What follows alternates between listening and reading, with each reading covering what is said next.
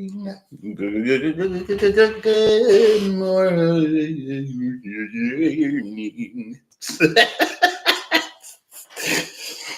Sometimes I sing good morning to my friends, and I was singing good morning to a friend, and it just continued into the live. So, good morning to you as well, or afternoon, or evening, or whatever, whenever. Hi, hello, welcome, bienvenidos, yokoso. How do you say? I don't know how to say it in Spanish. I feel like I do. I can't remember. Anyway, it's fine. So, recap from the last reading. I was literally like, I wasn't even necessarily about to go live. I had just finished eating breakfast. Give me 1 second. I'll be right back. I will be right back. I need to get a AFK screen. Sorry, it will take me but a moment.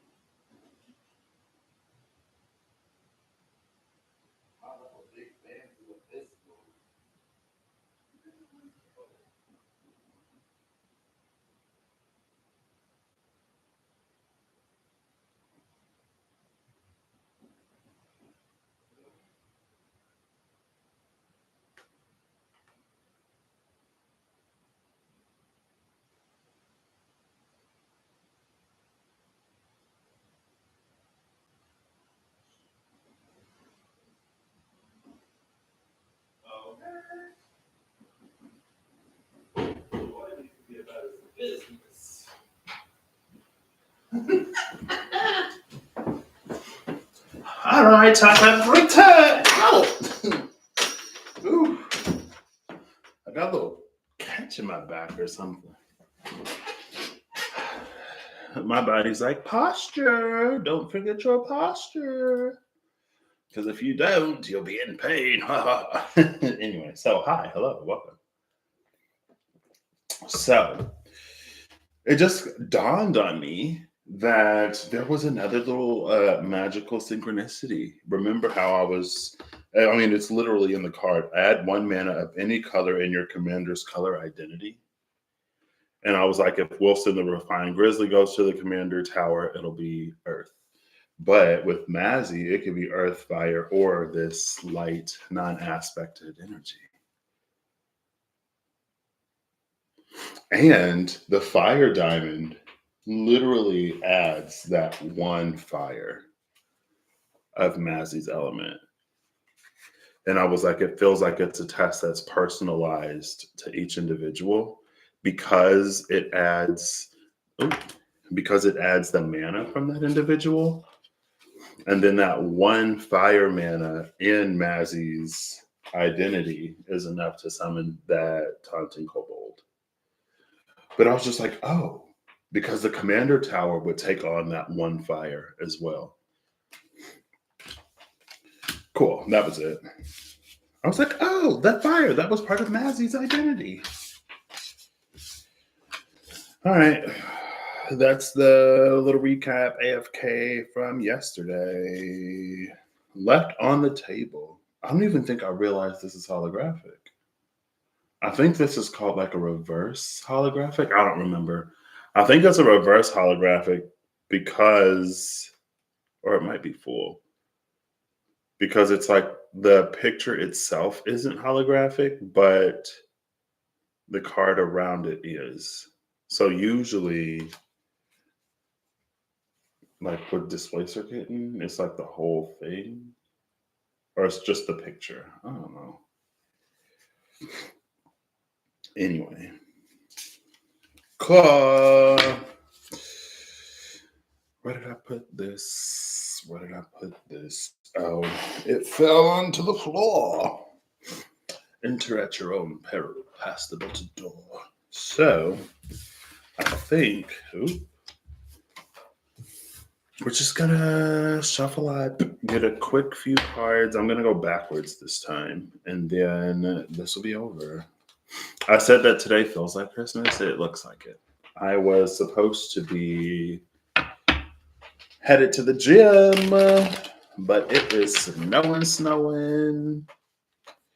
I guess it's interesting that like my day off work is a snow day, because if I was scheduled to work, it wouldn't have been a snow day. But since I'm not working anyway, it's a snow day.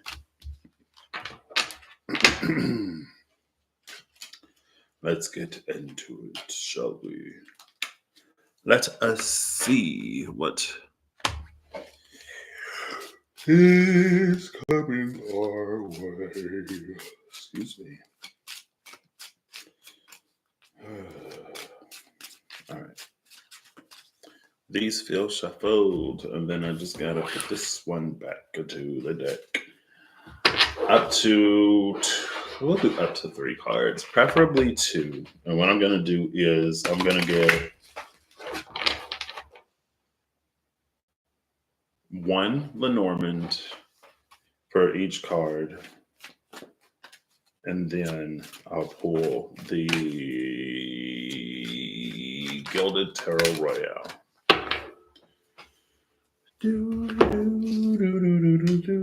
3 cards. Ooh, we got a Draggy.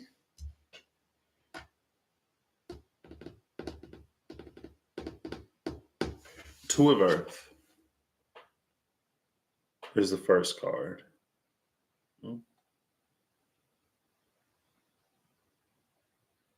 Loving the focus today, camera. Excellent work. The Crone is the second card. Ooh, hold up.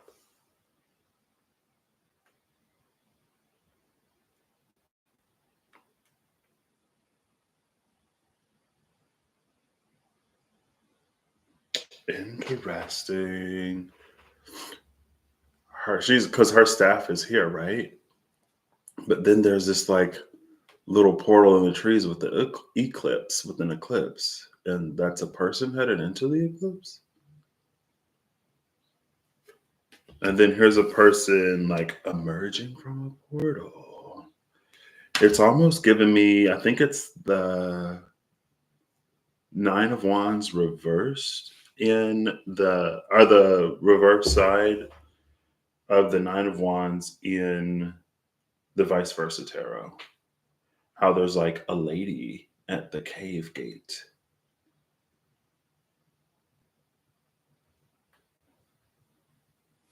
And then the last card is the 1 of Fire, which is this fire dragon. But the spider, and on the spider, I don't think I've noticed that before. There's the little infinity sign on the web maker. The thorax, is that a thorax? I don't know. Interesting. I almost want to use the Santa Muerte tarot. Let's do it. Let's go for it. And then I'm going to use the mini Santa Muerte, I guess.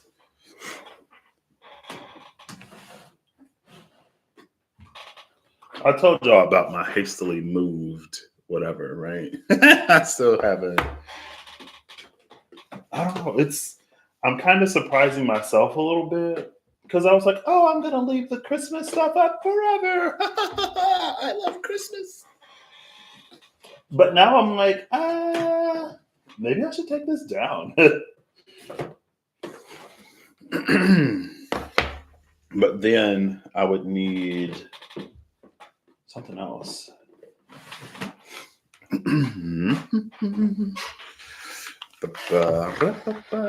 don't know why I'm feeling this on the birthday. I feel like there's a card. I feel like there's an image in my mind that I don't recognize, but the colors in it make me think of this Lenormand. Come on, get out the box. The fish and the owls. Okay, owls have been a thing. Los peces, los bujos. I've had both of those words in Duolingo now. Peces, bujo, or pez, bujo, cerdo, vaca. I think that's it. And then, of course, gato and perro. Who was that? The Tuncasila just popped into my mind. Or the word Tuncasila. I think, I feel like is that Sue or Dene? I don't even know how to spell it. Tuncasila? God or the creator. In the old language of Lakota ceremony, the word Tuncasila meant God or the creator.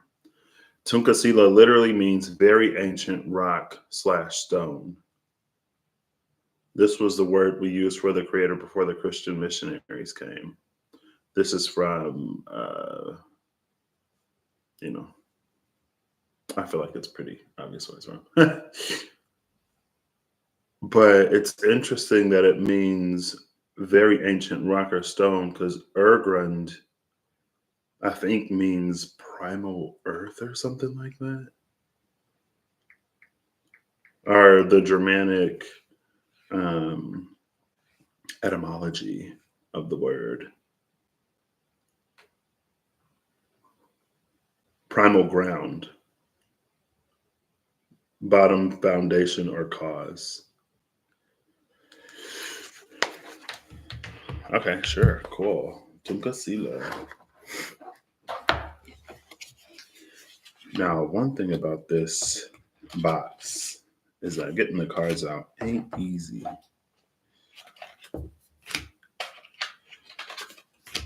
Getting them out ain't easy. I'm glad I got at least a little bit of nail, because if I didn't have no nails, I would be up the creek without a paddle.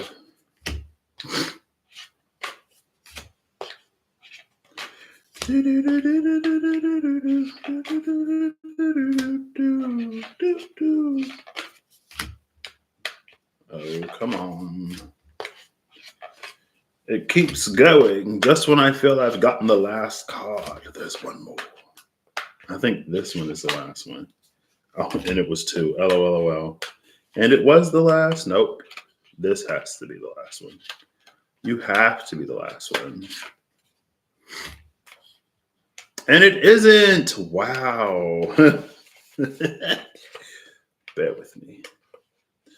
Wilson with me a moment. Or just like fast forward. See, now I'm like, is this an actual card or am I peeling up the bottom? Yeah, that's the bottom. That's not a card. Oh, it is a card. It had just slid under the bottom. See, what we ain't about to do is this. Who am I struggling to pull out? Caballero. It's the Caballero that's alive. Caballero's like, no, I'm not ready to come out. Leave me. And Caballero is the last card. Whew. Caballero made me work for it.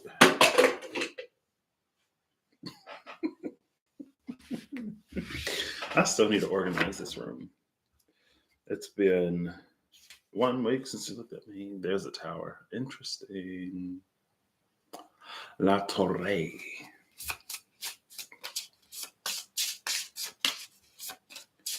I'm going to get these out and shuffle them, and then I will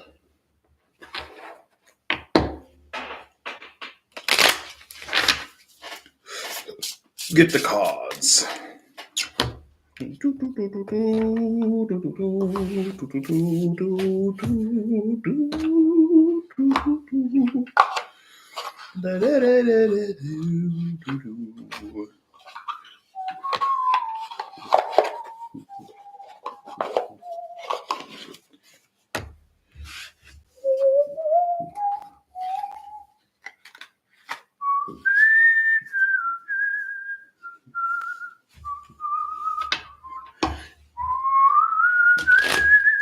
Okay. The only Santa Muerte I have is the mini Santa Muerte. Just like the only line Strider Tarot I have is the mini line Strider Tarot. Just like the only Rider-Waite Smith I have is the teeny tiny tarot.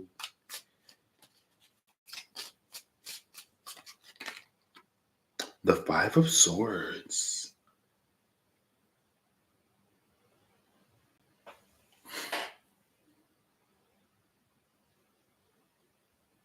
Interesting. This Five of Swords has like an us against the world type energy. And what's interesting also is they don't have a sword between them. All five of these swords are pointed at them. Well, now you can see.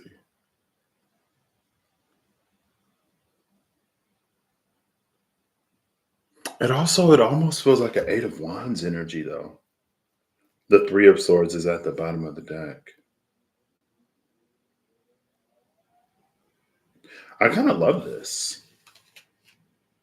The Three of Swords, the Five of Swords, and then the Nine of Swords is behind the Three of Swords. I love this because it feels like they're coming back to life, right? Like in that Three of Swords energy, they're lost. They have no identity because they're so consumed by that Three of Swords. And then we have like the labyrinth on the bottom with the flowers in the labyrinth.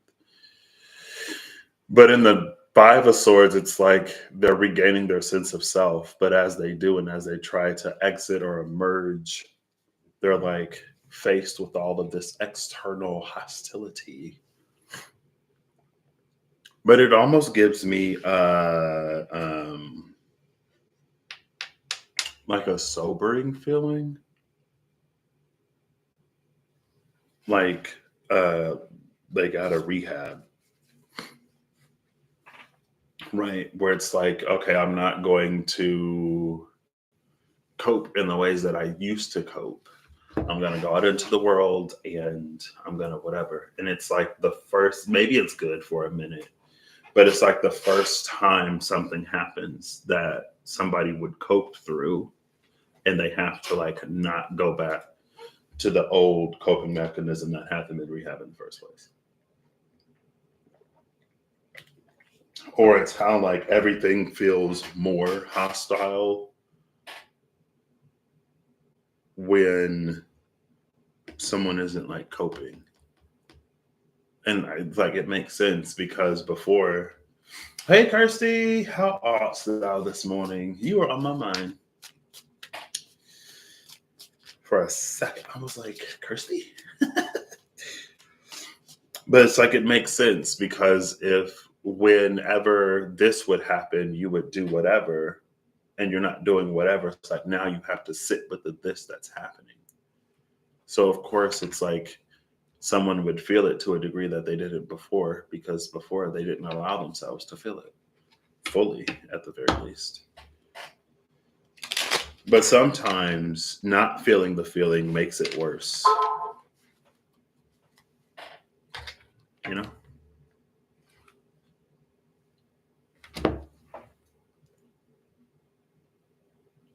Oh, that can't be. Yeah, no. I was like, what? No. Now the Page of Swords is at the bottom of the deck. What's going on with all these swords? See, if I was another reader, I would be like, do we need to talk? But I'm Patrick, and Patrick doesn't care. Patrick's cold and heartless. I'm kidding.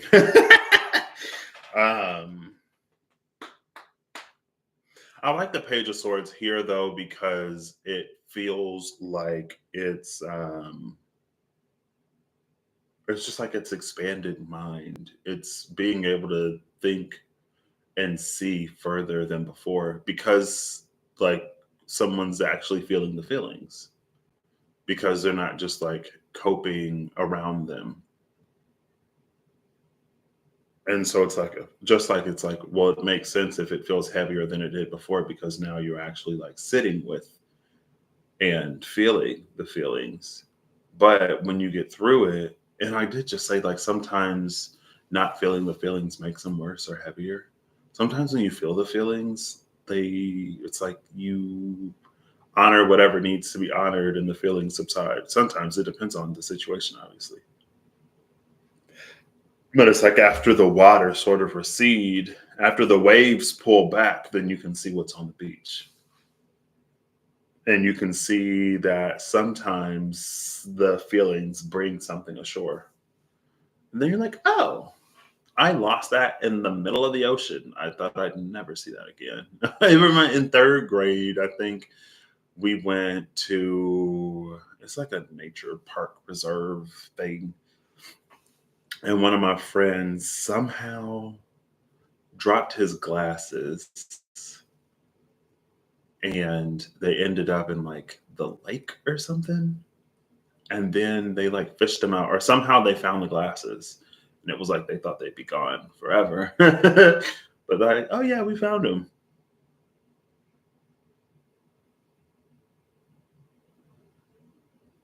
Also, high key giving me Hardy Outlander, Wilson Refined Grizzly, uh, Acolyte of Bahamut energy, just because it's like more and more and more and more flowers. At first, it was a few petals on the labyrinth, and then there were more flowers. Now, this Page of Swords is like surrounded by them. And under this Page of Swords is the Hermit. And behind the Hermit is the Emperor. And behind the Emperor is the Mutton Hierophant. And behind the Hierophant is Justice. Love it. And then behind Justice is the Sun. Oh my gosh. And the Ten of Swords is behind that. But you ain't got to worry about that no more. So this was a Hermit. Last time I pulled these cards, the Hermit was in reverse in another deck, and it was like the things that we're not willing to face. And then the Emperor came out under the Hermit, but the Three of Swords clarified the Emperor. The Three of Swords came out under the Emperor. The Three of Swords is what motivated the Emperor. And so it was all about control. It's not about digging deep. It's not about actually doing the work. It's not about real healing. It's about giving oneself the feeling of control over one's emotions and over one's pain and trauma and past to be unbothered and unaffected, but to ultimately leave the root cause unaddressed. And again, with this Page of Swords and its ability to now see through, as in like to for something to become more transparent or translucent, but also to have the stamina, courage, and bravery to like see something through to the end in both ways. That Three of Swords, whatever has been addressed, the Hermit is upright, and now this Emperor can also join the Hierophant in Justice. Because before that, it was King of Cups, Two of Cups came out. At the bottom of the deck was the Queen of Cups, the Four of Wands, the Hierophant, and Justice. Here's Hierophant and Justice for the Emperor that does that Hermit deep dive. For the Emperor that learns to see beyond their pain. And beyond that, for the Emperor that learns to bear the burden of the weight of emotion, right? I'm sure emperors have to make tough calls sometimes. And maybe they got to be a little what would look like King of Swords. And then under that, Justice is the Sun. And I was like, what? Gorgeous. Cool. Love it. There you go. See, Patrick isn't so cold. You don't need Patrick. Nobody needs Patrick. So why is Patrick here? I don't know.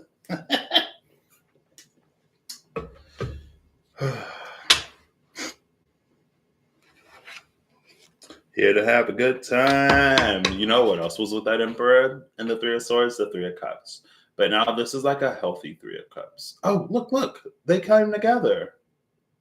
They've regained their identity, exited the Three of Swords, done all that, and now they can meet other skeleton ladies, skeleton people,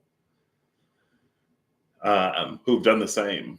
And look at the heart on the table. They could meet at this table as unique individuals who might not have anything in common, but they can still be at the same table, sharing Kiki's laughs, cups, love. Like, oh, you're just like me. We have more in common than we have differences. We should be able to get along. Meanwhile, folks can't even get along with themselves. Maybe that's a problem.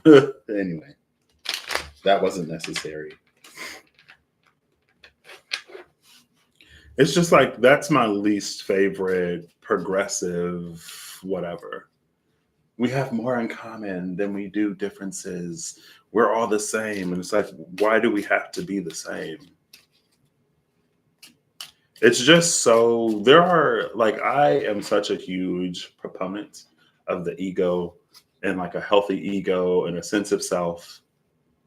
But sometimes there are like some extremes to me. And to me, it's like, what would make one person so self-important that people have to be like them to deserve decency, respect, compassion, and kindness? It's like, why are you the standard of who is deserving? And why does somebody have to be like you in order? It's weird to me. Anyway, oh, look, there's the Queen of Cups. Okay. So all of this, the last time I used this was collective energy. I was like, I've been away for a while. I've been disconnected from the collective experience. But I said energy. I've been disconnected from the collective energy. What's going on? So before I got into the collective, it was this gorgeous, beautiful King of Cups, Two of Cups. And then at the bottom of the deck again was the Queen of Cups, the Four of Wands, the Hierophant, and Justice. And I was like, oh my gosh, this is amazing. But when I pulled more cards, it was like deep. So I'm not surprised that, it's a Five of Swords because you've been through the Three of Swords and now you're coming into this Page of Swords, seeing beyond the limitations of grief, trauma, and pain, coming into a new, grander, greater, more true awareness. And then coming into, from that place, from a place that's able to bear the burden of emotions and emotionality, that Emperor now falls in line with the Hierophant, Justice, and the Sun. But then collective energy came out and it was like the Hermit in reverse. It was an 11-11 of Pentacles, but it wasn't anything like it was all about pain and not being able to see past one's pain and trauma bonding intimately, creating trauma bound communities. And it was all about control.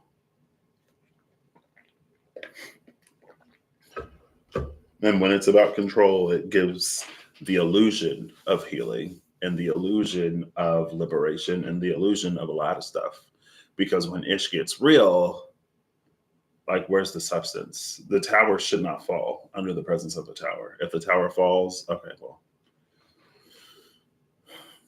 do towers crumble? Yeah, because we learn and regrow. Like, there's a difference between a tower that falls because it's time for us to come into a greater truth, right? We have graduated and we're going to the next level. And so at the next level, it's like the truth is still true, but it manifests differently. It plays out differently because we can recognize the truth in more and more and more areas that would have seemed to be untrue before, right? Like the black dot and the white dot and the black. Is there a thing? Yeah, but sometimes it's like that is a feminine light aspect that we, for whatever reason, cannot see as feminine. So in our minds, it must be masculine and vice versa. It's a dark aspect or it's a light aspect, but we can't imagine the light being so whatever. So it must be dark. And like people will call a harsh truth evil or dark, or you're disrupting the peace. And it's like, girl, but it's the truth. You know what I mean? And I thought we were truth seekers. Hello. Anyway, it's like sometimes it is feminine or it is dark. It's not light and it's not masculine and it's not this is a whatever of the other here. It's just like it's our own limitation and inability to see it as it is. And sometimes when that's the case, we miss out.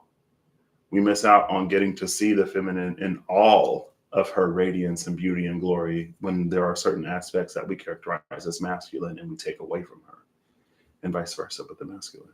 Vice versa, with same applies to light and dark and a whole bunch of other polarities. But anyway, now the good cards are coming out here in the Santa Muerte.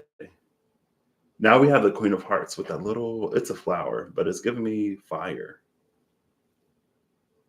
It's a fire that like shines from the heart. And now we get blue flowers. The Page of Cups had the yellow flowers. And then we have the sunflowers. Anyway, sorry, I'm just, I got some stuff I need to take care of today. And I was not planning on it snowing. That's fine.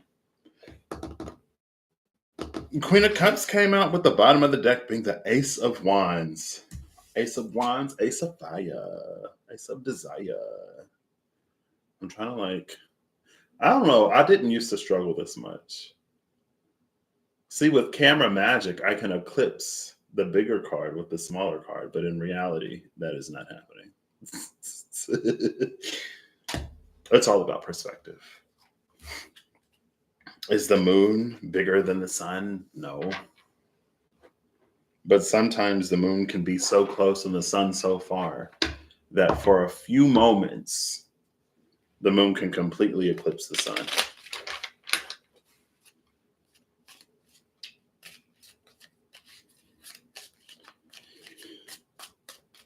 Okay. All right. I wanted to get the Lenormand first. So now back to our Two of Earth, Crone, Ace or One of Fire. I'm your Venus, I'm your fire, your desire. One card for the Two of Earth in this portal with these Fabergé eggs.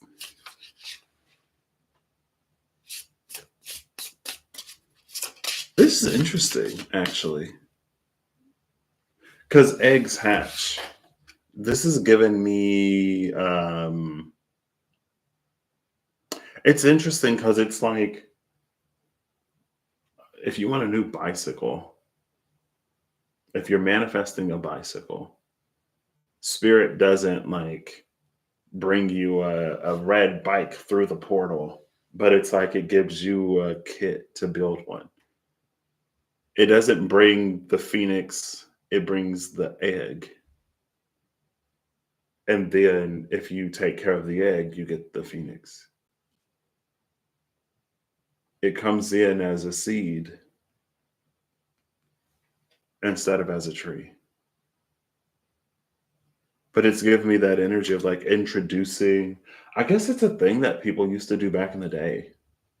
You'd be somewhere, I'm like, oh yeah, this tree that's native to sub-Saharan Africa is in this tropical place because it was a gift from whoever.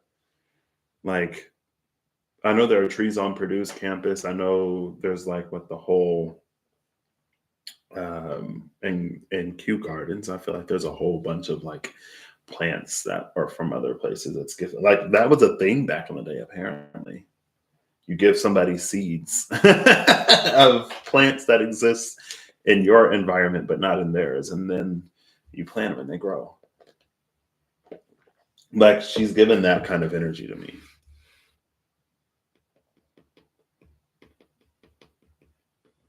Which might be easier than trying to transplant something.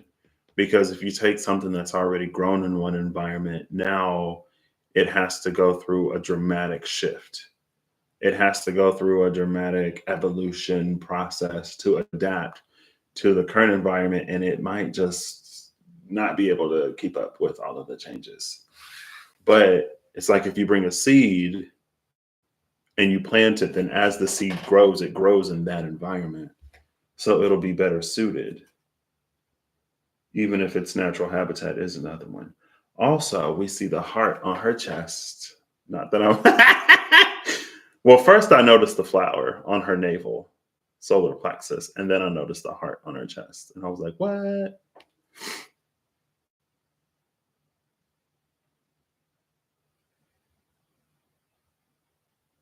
This makes sense.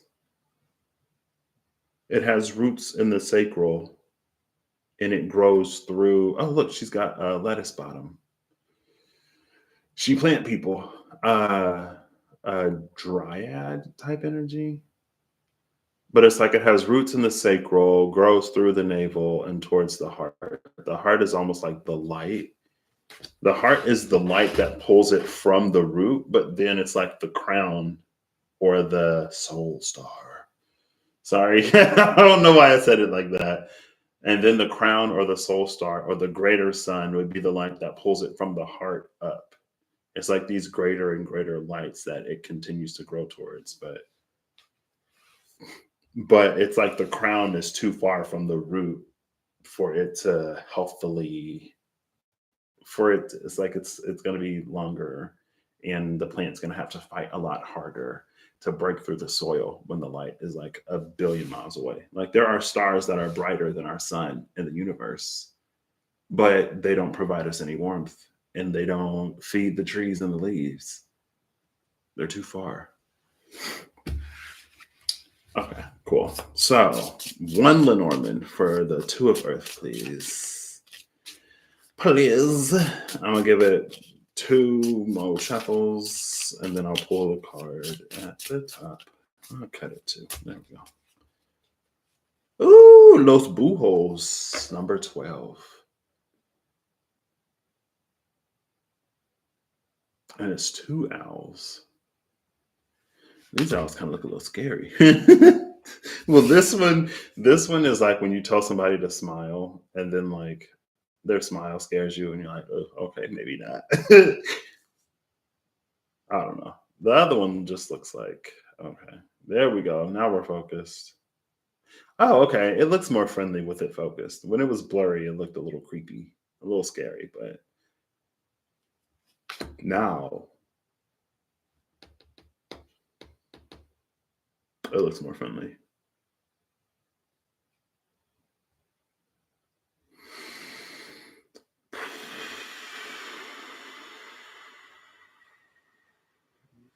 Owls being denizens of the dark.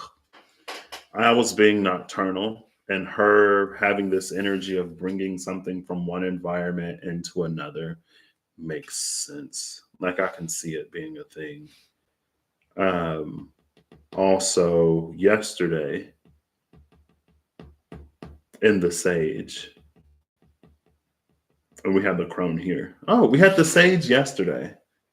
And now we have the crone. I wonder if the crone is going to bridge us into, or us into, and we have this like feminine energy here too, into the Venus conjunction with Pluto, because we've done the Mars one.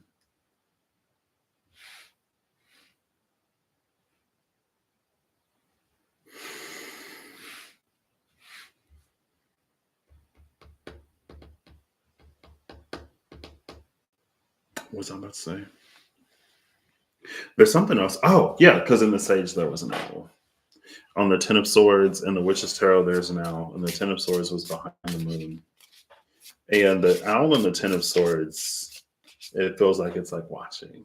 Like, did you really go through that transformation process? It's like, are you really dead?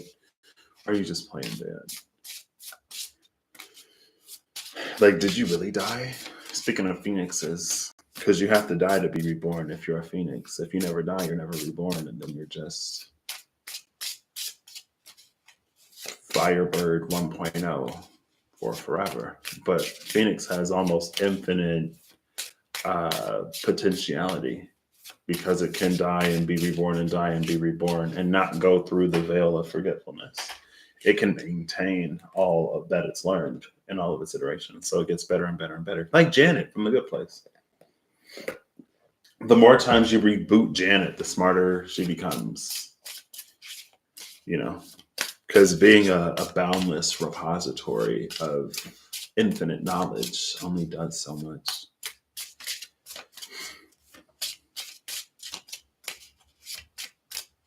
They're also up in this tree.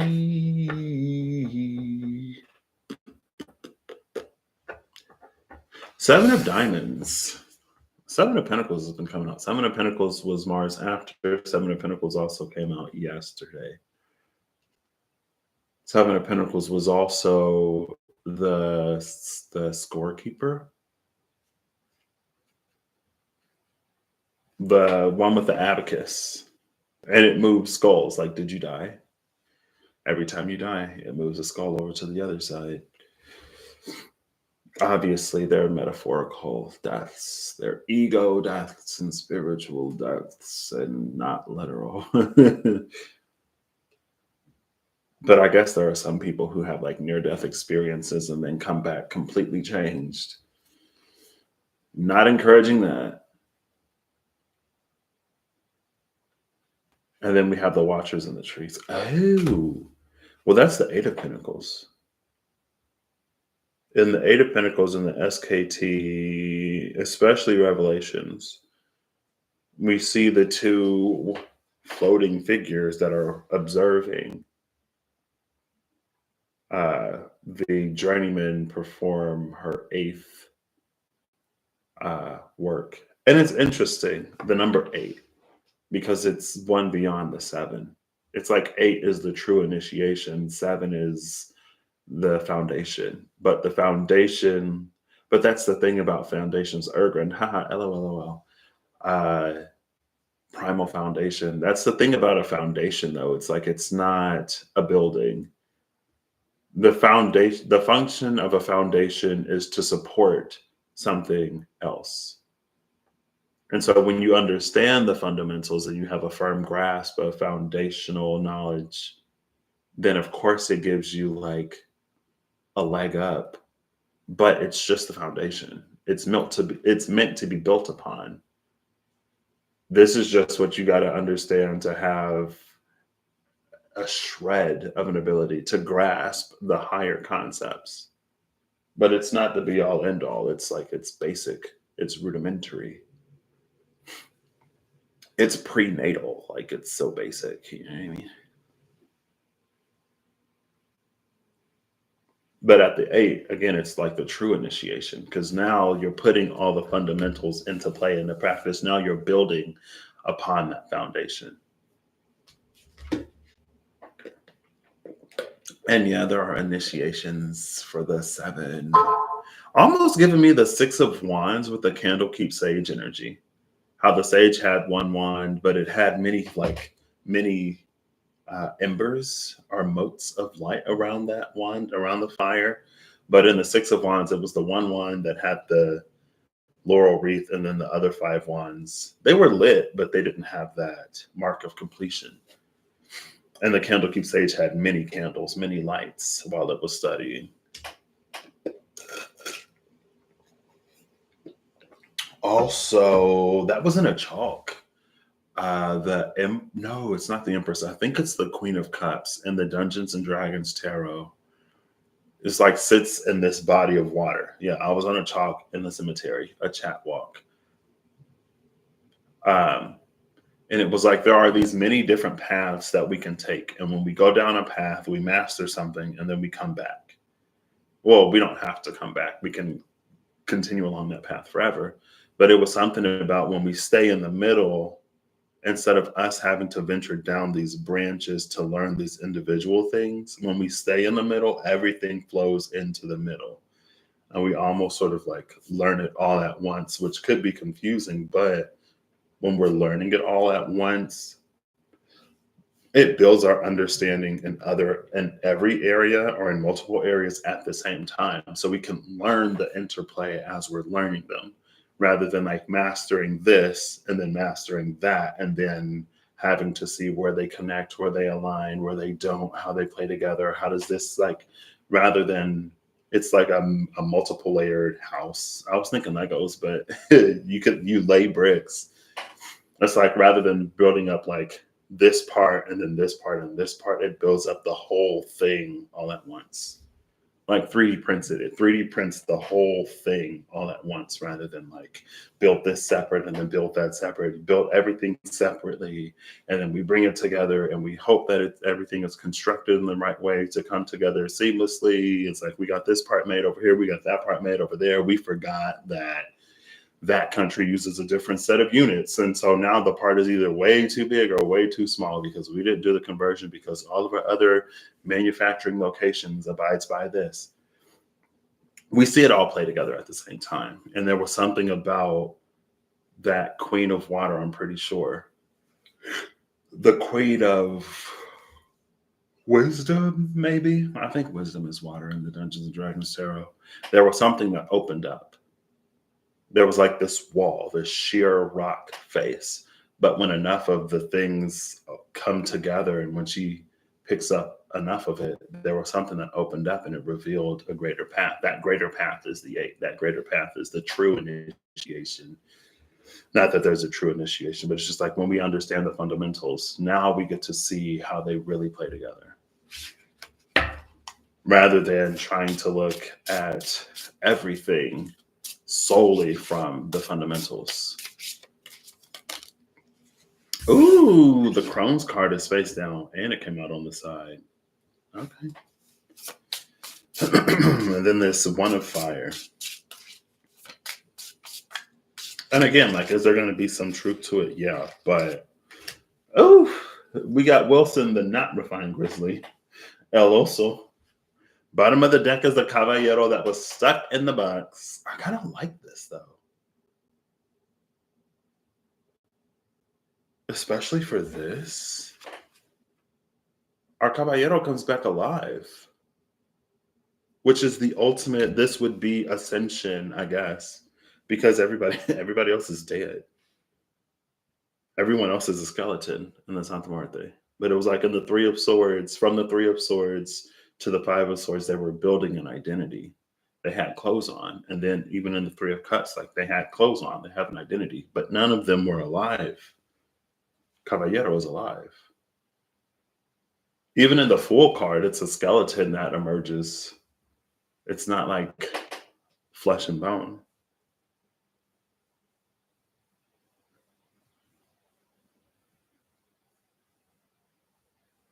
And it's the Ace of Hearts. Number 28. Interesting. It's like, am I dreaming, Caballero? Is that you? It's like, yeah, it's me. Okay, well, the animals are alive. Because here is El Oso. It's not a bear skeleton. It's a whole bear. Oof, yeah, I wouldn't mess with this dragon. And then we have Los Racon. Is that Racones or Ratones?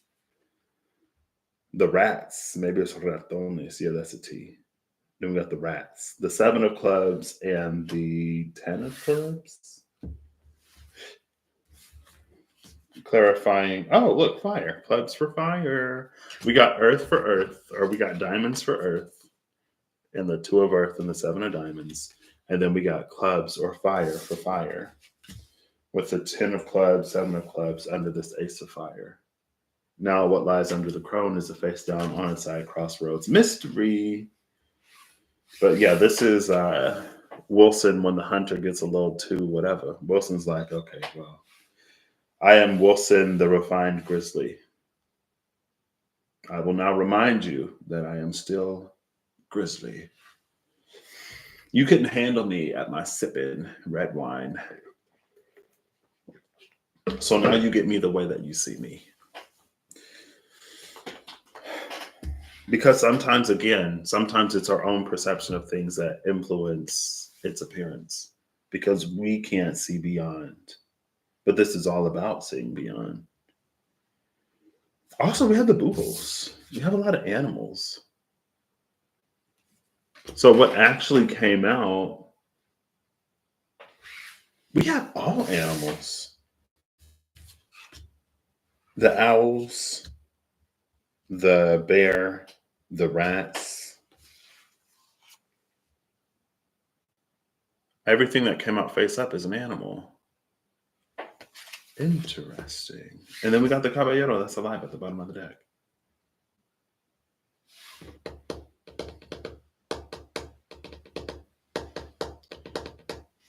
So we have the bear 15 and los ratones 13 or 23, sorry, under this ace of fire. Now this could obviously be a test of the dragon in this ace of fire. This could also be, it's given me almost like a king of wands in reverse, like a knight of wands, the bad rep of the knight of wands. um how it's like to not be ruled by one's desires, to not have to rule over one's desires, and to not be ruled by one's desires. Because to become ruled by one's desires is to fall for any one of the seven deadly sins, and then to trespass,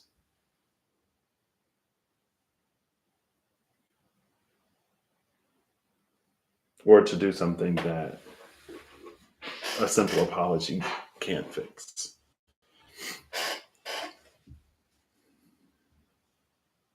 But that's also kind of the thing, right?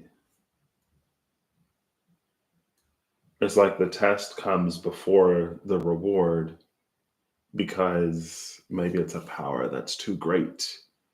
And maybe it's because like there are certain things that we've already been seen, done, witnessed, and everybody's over it. We don't need another. We want something new. Something new that is true.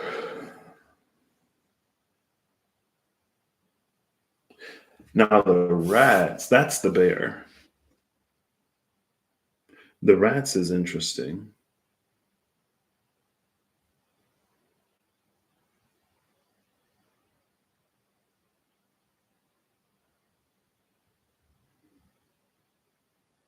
There's a Hershey chocolate bar. Is that Jose Cuervo? It is.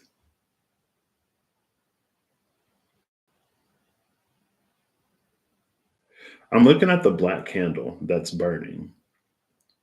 The black candle is nearly burnt out. I'm assuming it's not a short black candle, but the rats are still here. That's giving me an energy of like the problems coming from within. The negativity is one's own in this particular card because the rats are still there.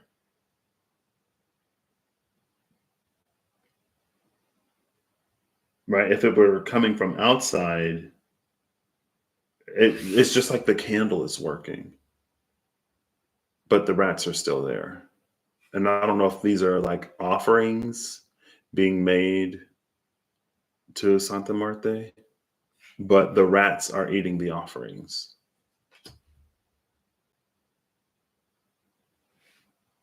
which has almost this double meaning. The rats eating the offerings being made to Santa Muerte could mean that these rats are like Santa Muerte's rats, basically.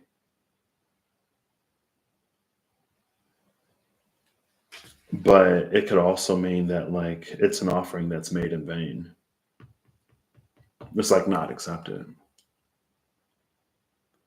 I wonder if there's, because I know that like people have altars and stuff and you make offerings at altars, but is there a way to know when like your offering isn't accepted? Is there a way to know when the energy or the ancestor or the deity is like, yeah, no thanks? Or is it just like, oh, well, I made my offering, so everything's good? I don't know.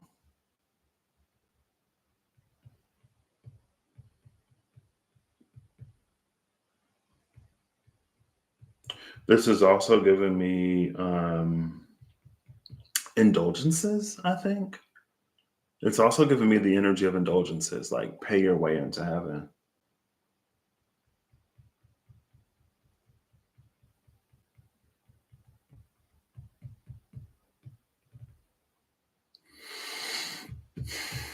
Okay. We still need the something birthday.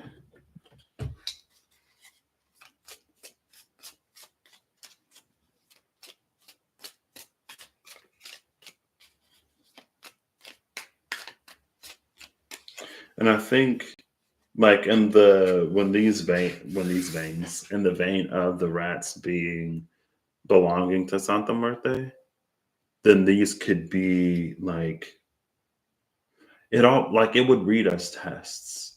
These could be tests from the divine, but they're actually guideposts to get us in the right direction, or it's to get us thinking about the right things, or it's to illuminate some things in our lives that may not necessarily be congruent or in alignment with what we're manifesting or wanting or desiring.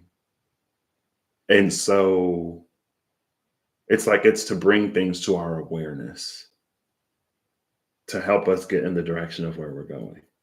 But to us, it would seem like a petty nuisance that could become a major problem that could appear to become like an infestation when it's like that's the answer to your prayer.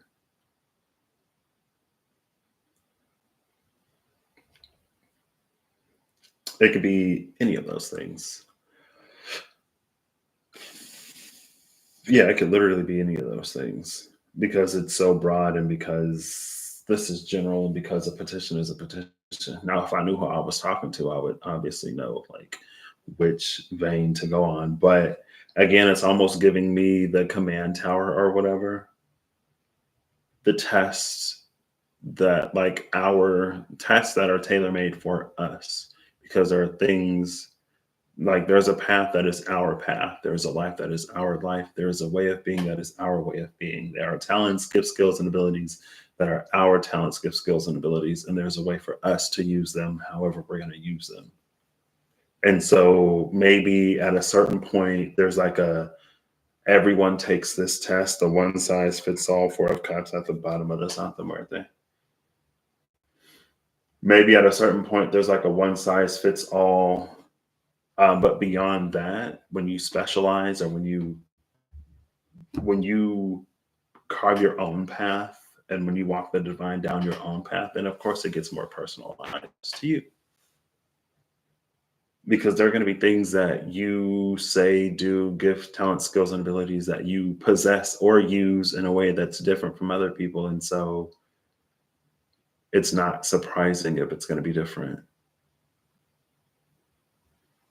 It's like even if your gifts are the same, even if your purpose and mission is the same, if you're operating on two different environments or two different locales, you're going to need two different, like, they're going to specialize in two different ways, right? Maybe you're a healer, but the problems that you heal, the things that you help people heal are going to be different than the things that someone else helps their people heal, even if you're in the same modality, because it's like the life is different.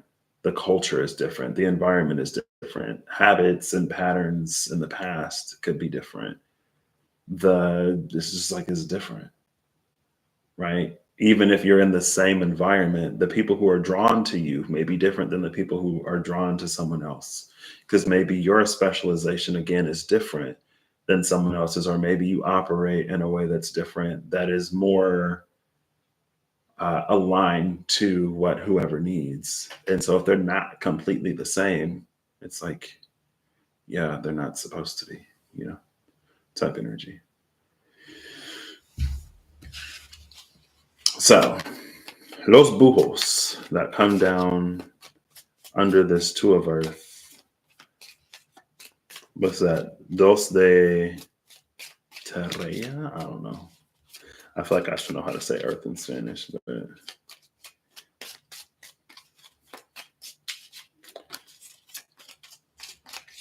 this is also Nine of Pentacles energy. I saw the Nine of Pentacles. She was at like the bottom of the deck. And I was like, yeah. She's talking, but we ain't made it that far yet. Okay. Two more. Knight of Pentacles. Oh, this is many cards. I'll take them. They flipped over. They're in my hand like this too. Well, like that because I can see them. Knight of Pentacles, Nine of Swords, Eight of Swords, Six of Pentacles. What's interesting about this Knight of Pentacles is that these are either vines or grass. There's no flowers. This is the first time we see greenery with no flowers. Oh, that makes sense. That makes sense that we see greenery with no flowers because she brought eggs. She brought seeds. So this Knight of Pentacles actually means that things are going very, very, very well. The seeds have taken root. They've adapted to their environment. Look, I mean, it looked like they might not necessarily be overly manicured, but they're going well. And I almost wonder because what's in the bag? Is it a bag of seeds? Is it a bag of seeds or is it the first harvest? Have there been plants that have already borne fruit?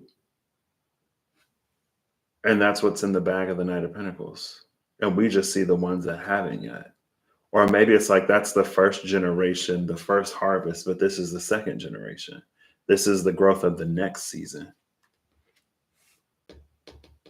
This is actually very, very, very auspicious energy because it's like it comes out like that's literally the point.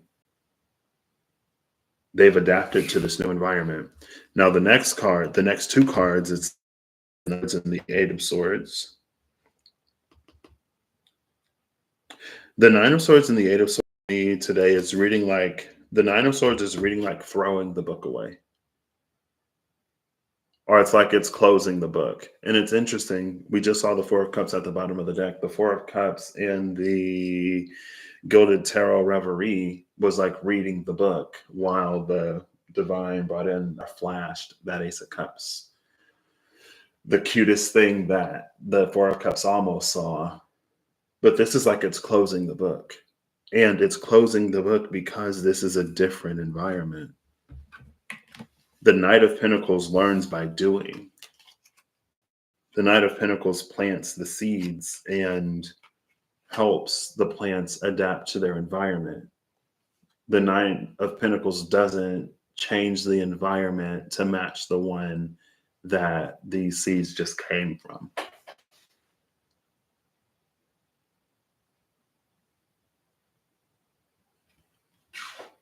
It's like the Knight of Pentacles doesn't try to recreate laboratory settings because the Knight of Pentacles knows that that's not real life. And the Knight of Pentacles is in the Suit of Pentacles, which is literally all about real life. Now, the swords, this is the theory. This is the logical. This is the researched. And the book is closed. Now it feels like this Eight of Swords is all of the trial and error and tribulation of trying to make it work.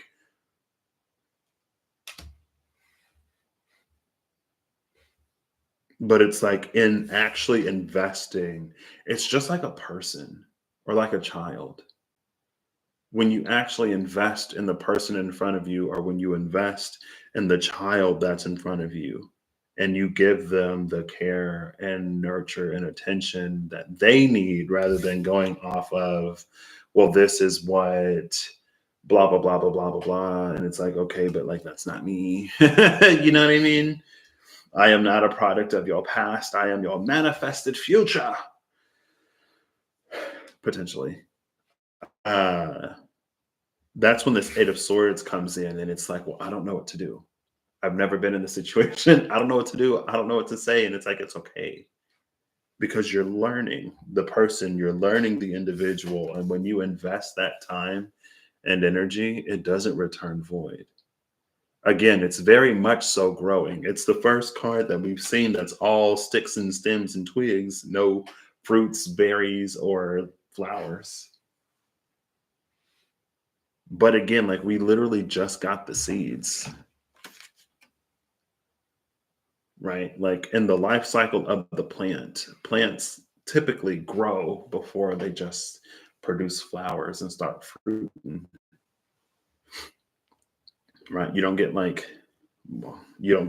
fruits growing out of the ground. You get the tree, you get the vine, and then the fruits grow on the tree or vine.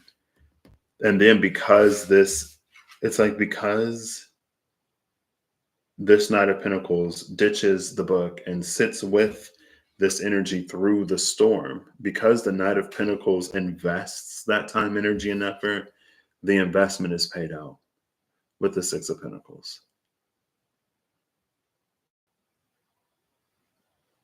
Now look at all the flowers. And you can still see in some areas a super green, but now it's starting to flower. And it's almost like the book would have told the Knight of Sword or the Knight of Pentacles to like, oh, well, like you need to give them more water or whatever, because whatever. And it's like, again, because these are the sub-Saharan plants that are in the tropical environment. Thanks. Like you're in the tropics and this is a sub-Saharan plant. You probably don't want to give it more water because there's already much, much, much, much, much more water than this plant would naturally, natively be used to. And so again, it's almost that energy of like putting salt in the soup before you even taste it, and then you're complaining to the chef about your soup being too salty. But the chef is like, "Well, we season everything to taste here." Like that's literally our tagline. That's literally why you come to us. Food seasoned to taste, meal perfect every time. You're not at that place where you got to add salt because they don't salt it the way that you like it. Everything here is made the way you like it. So if you're treating this like any other restaurant and you're doing all of this stuff that you've had to do before, it's way too much. It's unnecessary. And if you would have tried the food before you just started adding salt, because you always got to add salt, you would have known. It's salty because you made it salty. You get no refunds. Like we did, but we guarantee. Hello, like that's why you came to us. And then you're like, oh well, I'm going to speak to your manager. And they said, this is not that kind of establishment. You can either eat your salty soup, or you can leave it, or you can leave. And that's just like the level of almost entitlement that we get, especially like spiritually, it seems sometimes, where it's like, oh well, I don't even know if I feel like it's a factor or a facet of a lot of things that sort of come together. But ultimately, sometimes it boils down to like a lack of accountability. And it's like you promised the divine you would do this, or your intuition and discernment told you that you would need to do that, and you didn't do it. You didn't listen. It's not the divine not delivering, it's not spirit abandoning you. It's like you asked, you got the answer. You know what you need to do. You know you're not doing it, and you're complaining and crying about not getting what you want. When the keys are in your hands, Senor Sovereignty. You know what I mean? And I think sometimes we are just generally spiritually groomed to ask for certain things and to go about things in a certain way. But again, some of that is stuff that we have to do within ourselves, but also it's like groomed to go about things in a certain way, but not necessarily being given all the tools to be successful. Not really. Sometimes we're encouraged to form dependencies upon certain people. That's why it seems like sometimes more and more, I'm grateful that I went through a lot of my spirituality stuff before I found it on YouTube. Like, I'm glad I did it. I'm glad my journey went the way that it went.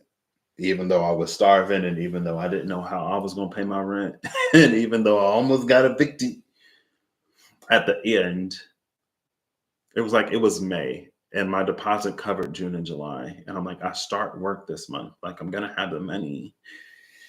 But then that's when I found out that there are resources. So I went to my township office because they help people. Because I have a friend who worked with the homeless, and I'm like, hey, your boy's about to be evicted. Are there any resources? He's like, yeah, you go to your township office, you do this. I was like, what? I was like, what? There are people, and they were so nice. Like, there are people who can like help me. I had to ask.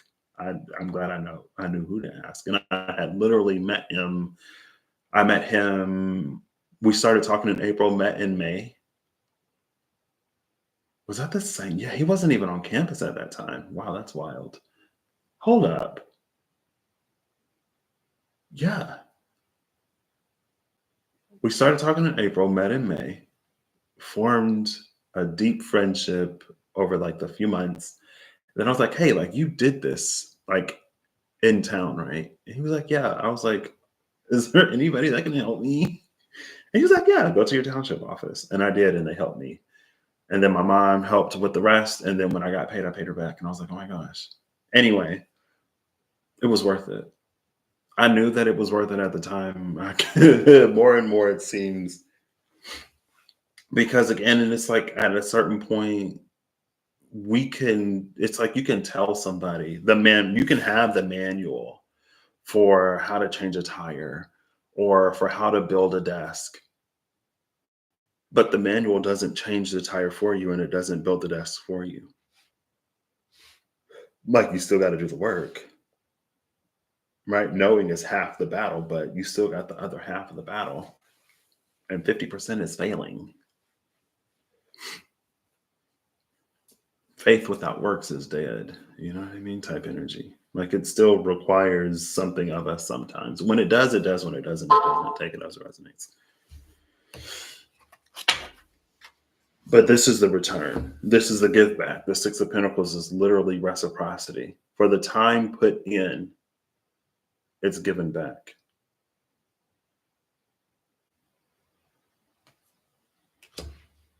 Cool. And again, like it's very tumultuous in the middle. But those investments, they don't come out in vain. Now, I guess if we invest into things that don't bear fruit, then yeah. If you invest into like a pit, it'll just continue to take and take and take and take and take and take. Right? Use some discernment.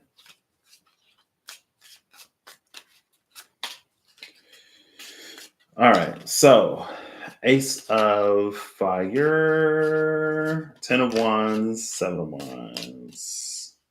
Ooh. We got the Empress. We already seen the Emperor.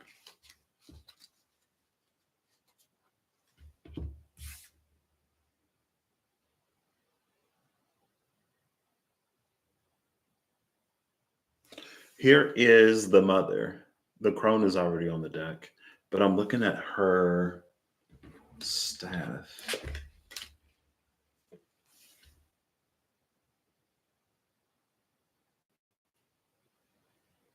Because staves are a thing ever since the magician and the fairy tarot. You got to look at the stave. Got to look at the staff.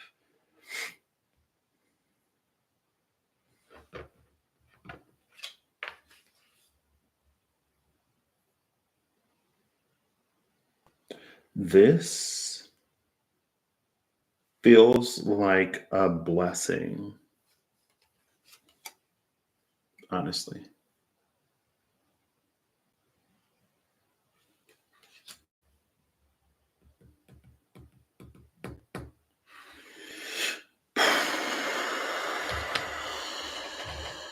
It feels like a blessing.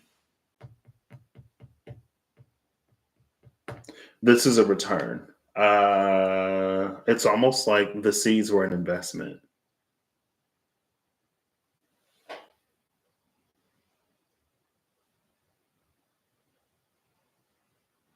look, I didn't even notice that. There's like broken glass that shows these other flowers down here. I wonder if they're not even the same color.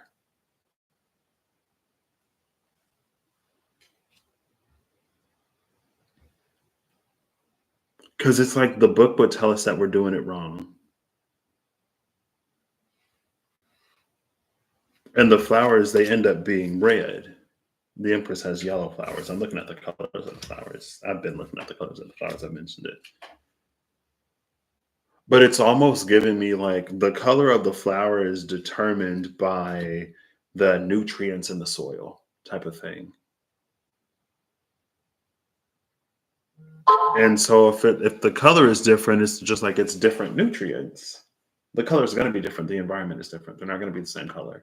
But if we go by the book, it's like, oh, well, we're doing something wrong or our flowers are dying. Why is my flower red instead of yellow?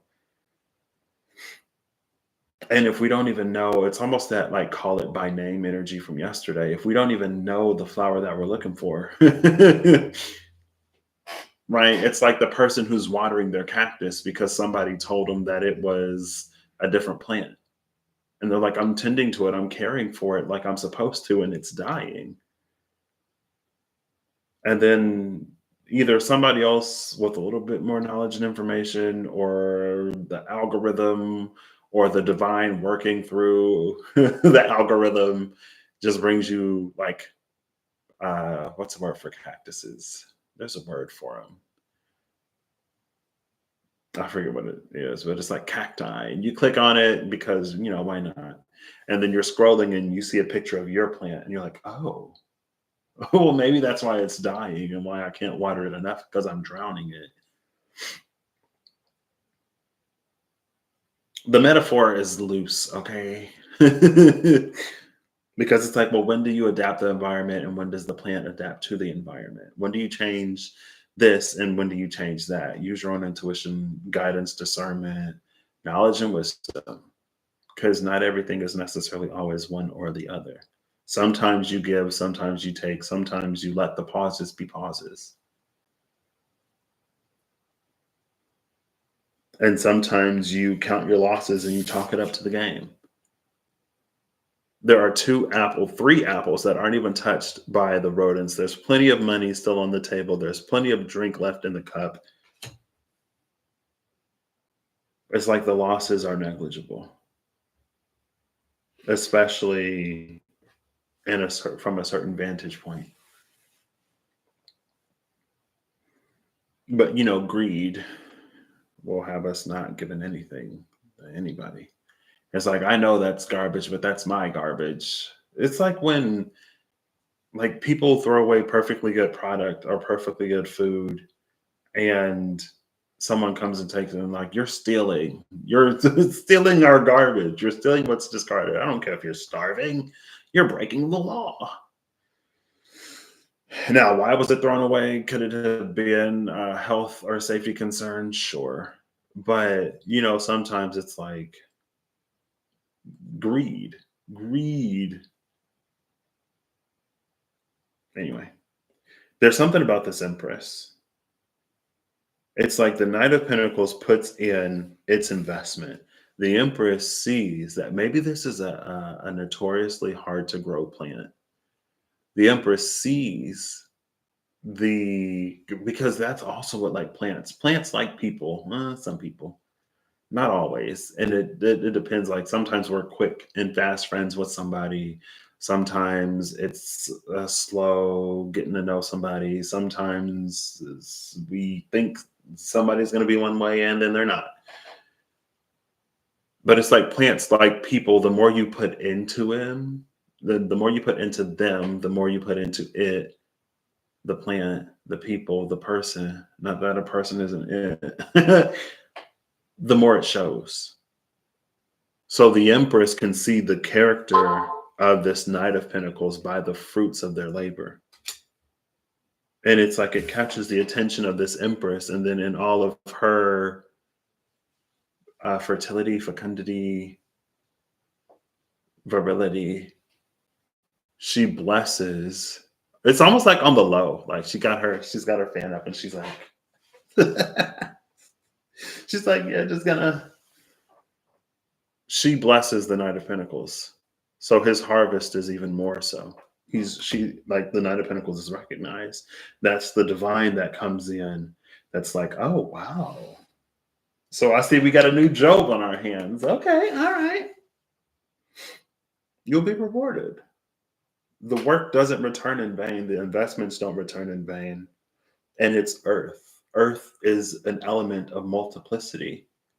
You plant one seed, you get one tree that grows 50 fruits that allows you to plant 50 at least more seeds to get 50 more trees that'll return 51 because there's the original one. And it's like it from generation to generation to generation, it grows and expands. It's always worth the investment. But depending on what the thing is, and it's not for us to necessarily invest in everything that comes to us to be invested in intuition, discernment. Sometimes it's for someone else to grow the roses because we don't really like roses. We don't like the thorns of roses, and it's okay. We don't have to. Somebody else does. You know what I mean? Somebody else has that magic touch where they've never been pricked by a rose. Some people get pricked and they don't care. They don't mind it.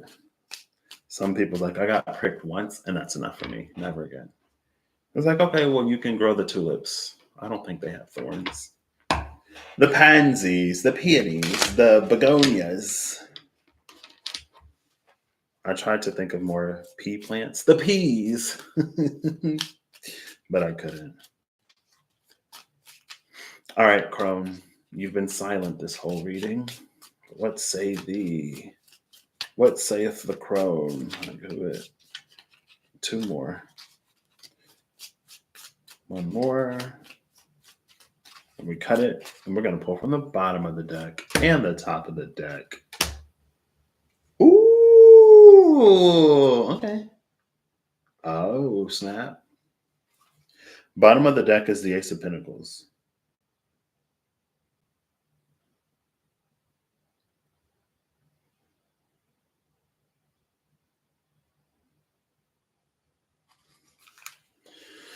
We just saw the Ace of Pentacles and the Ace of Cups not too long ago. And then the Queen of Swords, I believe, bridged them.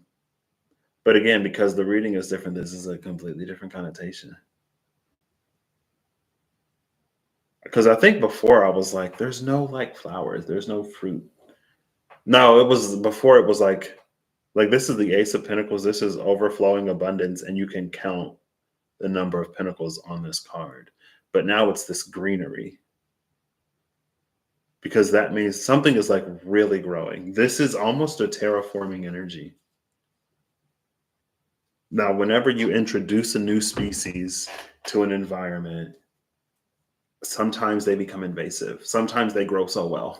Sometimes they outcompete the native flora and fauna. Flora and fauna, that was the energy of Pluto, or that was the energy of Mars approaching the conversation with Pluto.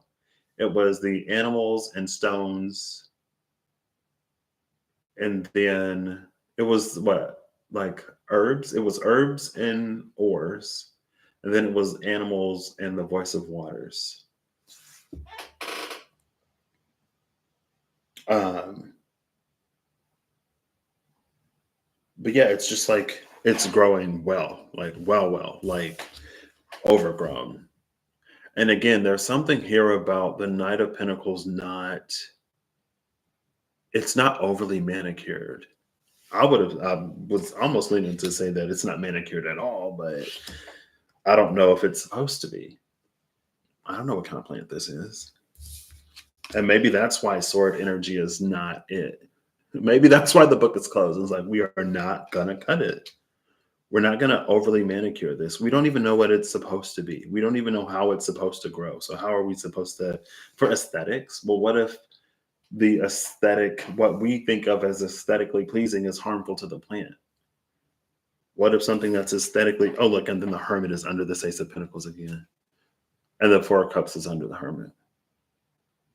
Also, I see that like grasshopper. which is giving me spring energy, I guess, because grasshoppers spring into this and spring into that. But it's like, what if something being overly manicured is harmful?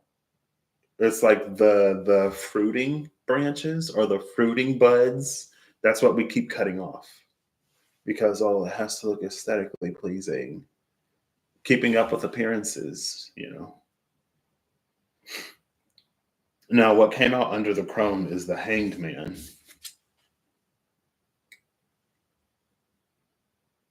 and under the Hanged Man is the King of Cups. We've seen the Queen, and now here's the King.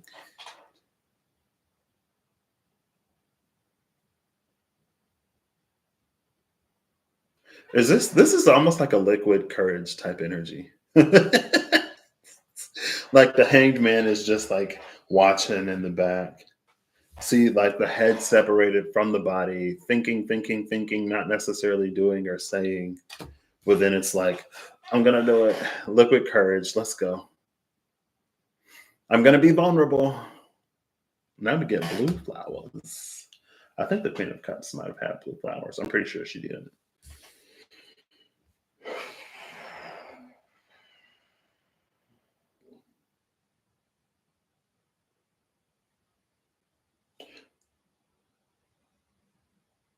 Oh, snap.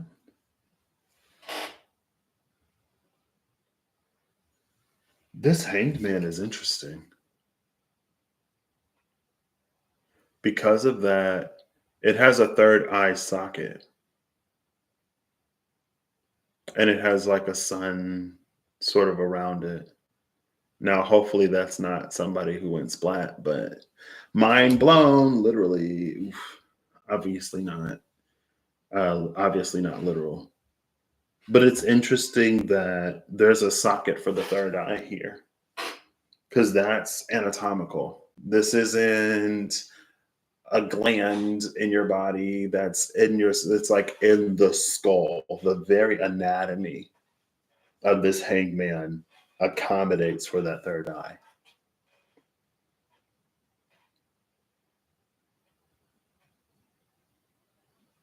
So this it's giving me like hardwired energy. It's not a third eye that's like calcified by tap water or a pineal gland that you have to drink this or do that ritual or use this candle to activate. It's innate. Innate was one of the words that came up on the word gang yesterday. It's innate within this hanged man. It's part of their anatomy and physiology. And I know the pineal gland is too, but there's not a socket for it. You can't look at a skeleton and go like, oh, you know, but this one you can. And it has that solar motif around it.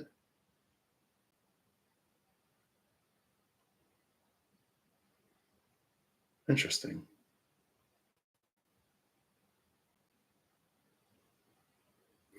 Oh, we see the crows in the back. Well, we see birds in the back. They could be anywhere. They could be bujos. They could be los bujos. Excuse me, in the back.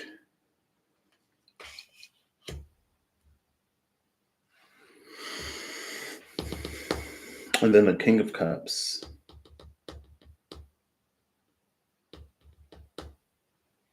There's something about this hangman. I don't necessarily see rain, but I feel like it's implied. I think it is raining in this card. But it's like because the head is disconnected from the body, it can't drink. But when the head is connected, it's like now the King of Cups can eat and it can drink. I mean, it ain't got no, it's just bones, but it's like it's not this upper three chakra situation that's disconnected from the rest of the body. So now what comes in through the crown, through the third eye, through the throat, it can actually nourish the body because it's all connected. Here it can't, which could cause, I want to say, almost like a premature death energy. because to the brain, it's like the taste buds feel, the tongue feels food, or the tongue feels water passing over it. The taste buds can sense the flavors in the food. It's like the brain thinks that it's being nourished, but without its connection to the body, it's like it can't tell, like, all of this is, it's not doing anything. And again, it's almost like this is the reason why you don't follow the book, because the book will tell you to do a whole bunch of stuff that doesn't necessarily benefit you in your specific situation, that doesn't benefit what you're growing. Because again, the book is reading as like, as the book, as that Sagittarian, and obviously Sagittarius isn't bad. I love Sagittarius. I love science. I love theory. I love, but I'm also like, okay, well, like in real life, that's the Taurus in me. The Pisces in me, the water in me is like, oh my gosh, yes, like let's dive into it. But then the earth in me is like, okay, but what's the real life of this? Tell me why it matters. And it doesn't always have to matter, but anyway. But with this King of Cups, with the head reattached to the body, it's like now it can actually be nourished. This is a King of Cups that can become the Caballero that was, at the very least, that is at the bottom of the deck. And look, there's the book behind the Caballero, the Libra. It's like, now that you're alive, yeah, all that stuff, open up the book.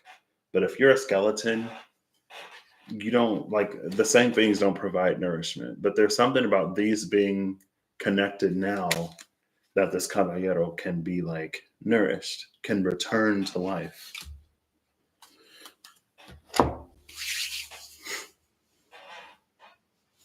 So the crone,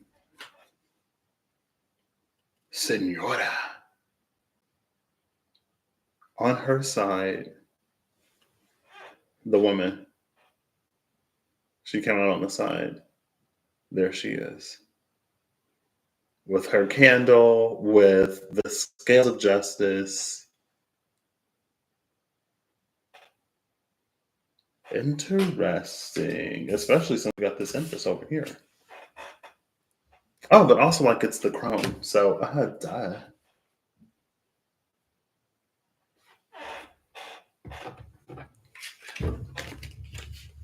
There's something interesting here. It's almost like the crone belies her age.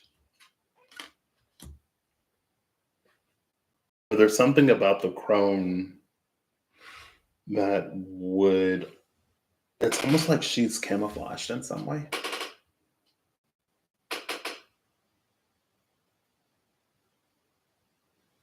Like she's a lot younger than she looks. Or there's something about her that's not typical. I'm not saying she's Mother Gothel out here, but there's the woman. The man is at the bottom of the deck. Now, I was looking at the box art and I was going to mention it, but I didn't. But I was looking at it because I was like, oh, the scales of justice.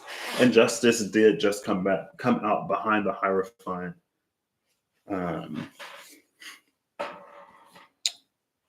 And in front of the sun, it's literally right here.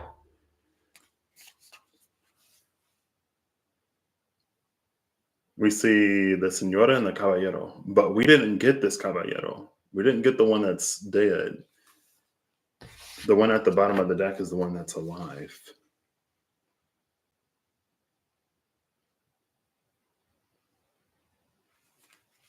Interesting. Oh, Ace of Cups, Ace of Spades.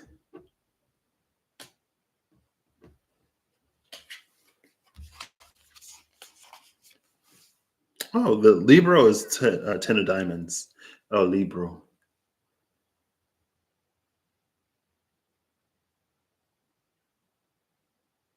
And it's almost like, because I was looking at that cigarette. And, of course, talking about coping, which can naturally branch out into vices. But it's like, in the dead Caballero, he's smoking.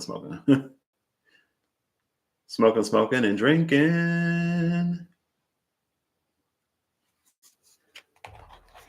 He's like, yeah, when I started drinking this and I stopped drinking the whiskey, I woke up with skin and muscles and all kinds of stuff. I don't know.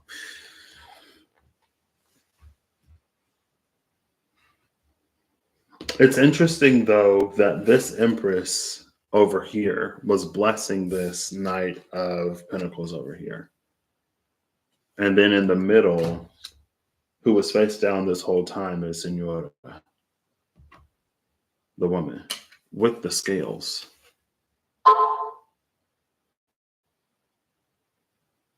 See, the candle is giving me Psyche for some reason.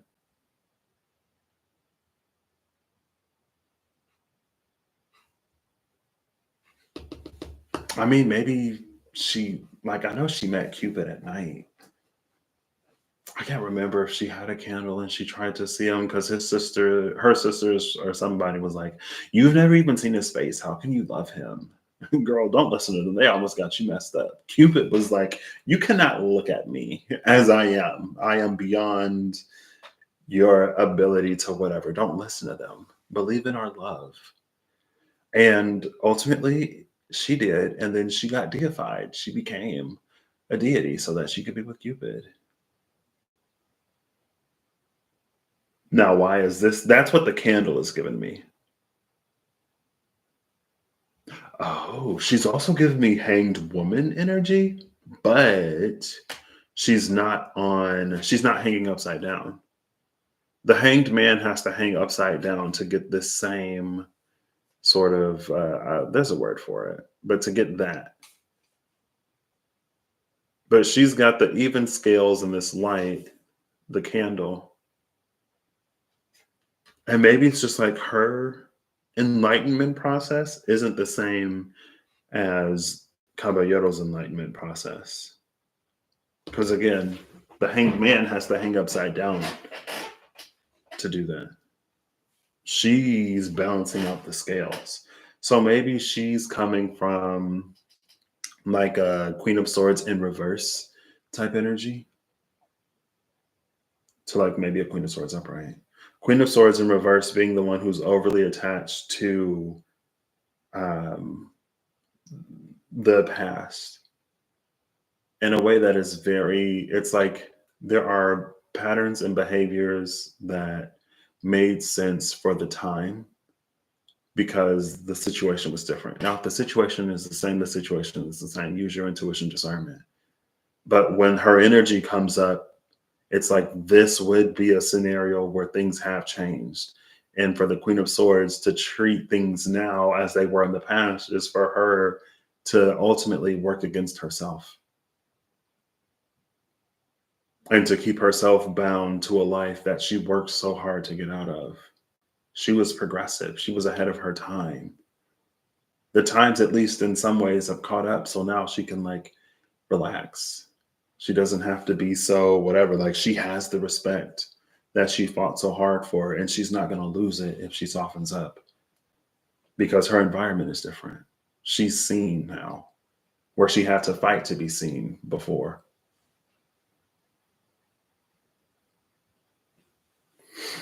And I don't think that there's a lady with skin in this deck because I've looked. I'm pretty sure.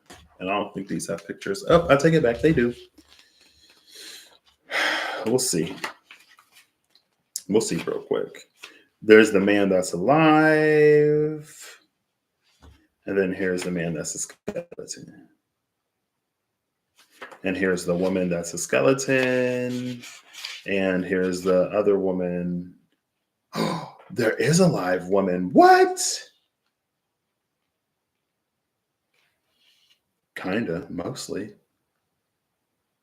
What? She is what? I have not. Okay, we're gonna go look for her. She didn't come out, which is interesting. I was so convinced that there wasn't just because, like, I've seen this Caballero before. I've seen the Caballero with skin and bones, and I've seen plenty of lady skeletons, and I never saw one. And I just assumed that it was two skeleton ladies. Let's go looking. We're gonna go looking.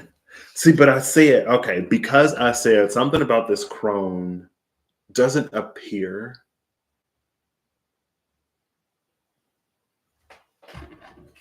the way that it's like she belies her age or something about her doesn't appear the way that she is. But now I'm looking at this back here.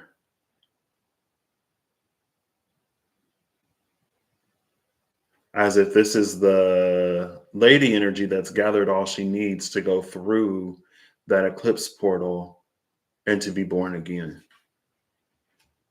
to get her skin and bones back.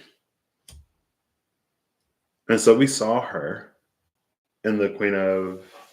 Ooh, tea sounds so nice. See you later, Kirsty. Enjoy the rest of your day, your evening. Enjoy the rest of your evening. She's got everything she needs, which is, I haven't been as tuned into Venus. I mean, I feel like when I've tuned into Venus, that was a while ago. It was something about the briefcase, and she was like on official business or something like that. Like she was chasing Mars because Venus, it's like Venus had been rejected, and something that Venus wasn't admired or whatever. And she felt rejected and despondent. So she went to Mars, the Mars who's like always there to pick her up. And she's like, okay, Mars, you can have a little bit of my time, I guess. And Mars is like, I'm good. I don't want it. And she's like, what? And then to be rejected by Mars, the person or the energy that was always waiting for her, waiting on her hand and foot. And for Mars is like, Mars is rejecting me? What's happening? And so she had to go through her own thing where maybe it was her like beauty is skin deep type thing. And she's like, yeah, but I've always been like beautiful enough that it didn't matter. And it's like, well, now it matters. Because love now ain't what love used to be. And some people would be like, oh, relationships now ain't whatever, and people ain't doing whatever. But a lot of relationships back in the day weren't necessarily the healthiest. And for some people, it was like for women who had no means to provide for themselves any other way. It's like, girl, like I gotta bite the bullet if I want a roof and a house and a full belly because I can't work and I can't do this and I can't do that. Back when they couldn't. So it's like, yeah, of course they stayed. Doesn't mean that they were happy. No, there were plenty of people who were being abused, and there wasn't a culture necessarily of like leave. So they just had to put up with it because that was the man that they married, and it was until death do them part. There was no, it wasn't what we thought it would like. Just because they were together doesn't mean that they were happy. And also, there's a little bit of like, I miss when we can be toxic garbage and people would stay with us regardless. Now, with all this internet, snowflake, whatever, this or that, people have boundaries and standards, and it's ruining my life. It's like, okay, girl, well, I don't know what to say. But anyway, that's like the last time that I was on Venus. Like Mars has been, at least on this channel again, Mars has been on ish for years. It was before it was like since 2021 when it was before or about the time at the very least that Saturn and Jupiter had that conjunction. Like Mars has been working with Saturn for a long time. That's why Mars showed up so wonderfully as it did with that conjunction. Venus, on the other hand, she's been going through it. And it's almost like because Mars was Venus's crutch, she there were certain things that she couldn't go through while Mars was always there waiting for her to come back. Because Mars was her safety net. Mars was her coping mechanism. And Mars was always there. And then as soon as Venus felt a little better or whatever, she would leave Mars. And Mars would be devastated. And that was the dance that they danced. Until one day Saturn was like, Mars, you deserve more than this. And Mars is like, yeah, I know, but like Venus will come around, like, And Saturn is like, and Mars is like, okay. And then when Venus did whatever and she tried to go back to Mars, Mars had already moved on. Mars was like, you know what? It took a while, but I know that I deserve more than this. And so, no, I'm not going to dance this dance with you again. Now, if you're going to give me what I am worthy and deserving of, then yeah, but you're not. And I'm not going to fall for you gaslighting me and telling me that it's like different this time and it's going to work this time. And you're going to do something because I already know why you're here. Maybe I don't even know if Mars in this hypothetical, whatever conversation with Venus, I don't even know if Mars ever told Venus that Mars knew why she was there. Maybe Mars always knew, but maybe Mars was like, well, this is the time that, but Mars was like, yeah, no. And then again, like Mars was Venus's coping mechanism. Mars was her crutch. And without her crutch, she had to now go within and allow her beauty to penetrate deeper. And that's why Mars is showing up. Our masculine energy, the man, is showing up as this live caballero.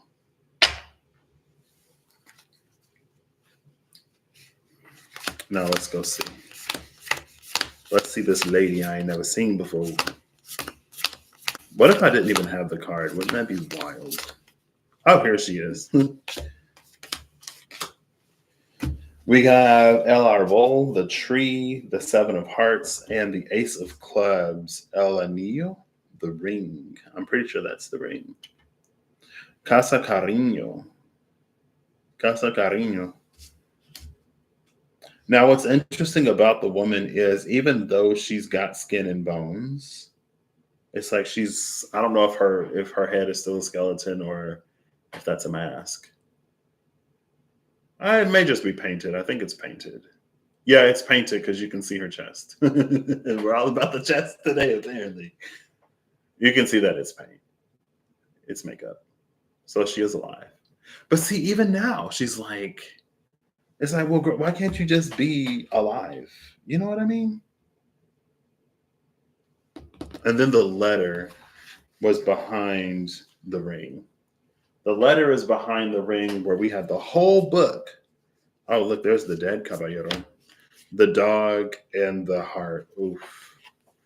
That was Mars that was loyal to its bleeding heart, thinking that Venus will come back this time for real. It wasn't until he wisened up that she got her act together, really, because again, she didn't have to. She's like, oh, well, Mars is going to be there.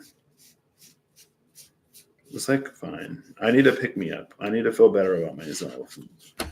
The whole book, this man is an open book. She just got a letter, a ring and a letter. I don't know. This is so interesting.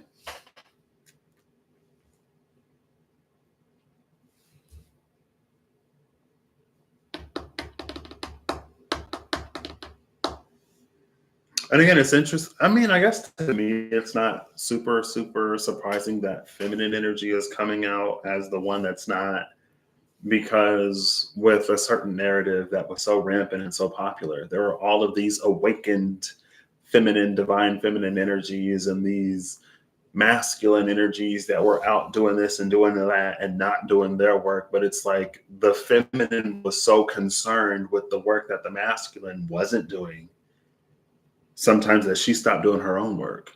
And now masculines got it together and feminine's the one that's behind, because instead of her working on herself, she up here trying to figure out where he at, what he doing, and why he ain't working on himself. His lessons are different. It's like the hanged man has to hang upside down to get this. She goes through a different process. And for any one person to judge someone else by their process, because it's easy to go like, oh, well, I've reached this point in my journey and that person hasn't reached this point, especially if, we think that we're whatever. And this person hasn't reached that point, so I'm further than them. And it's like, yeah, but you may still have things to learn yet that other person doesn't have to learn because they've already mastered it. And then you end up the one behind.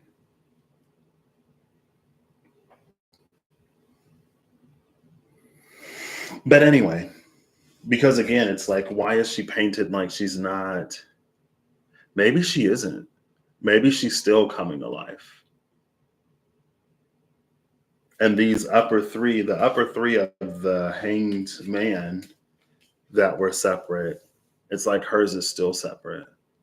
It's like it's mending, it's healing. But like, I don't know, he got his head on his shoulders, he drank the right cup, and then boom, poof. It was that easy.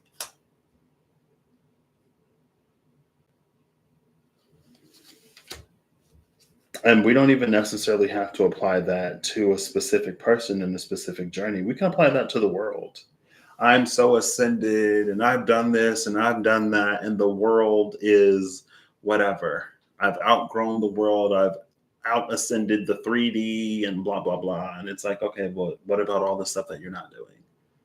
Sitting comfortable in your spiritual acclaim and achievement, that you getting real comfortable not doing the work that still has to be done because you look at the world around you and you deem yourself ahead of the curve. So you just stop, you stagnate, you become the hare that falls asleep at the finish line. And then you wake up, and before you know it, everyone's at home, the tortoise is won, and they just left you there. Maybe they tried to wake you up and you just didn't wake up. Like, we all have we have our individual unique paths. And so comparison, not only is comparison the thief of joy, but when comparison makes us complacent, because we think, oh, I'm good. Like, look at this person, look at that person, look at the rest of the world. But we don't even know the capabilities of the rest of the world or of other people.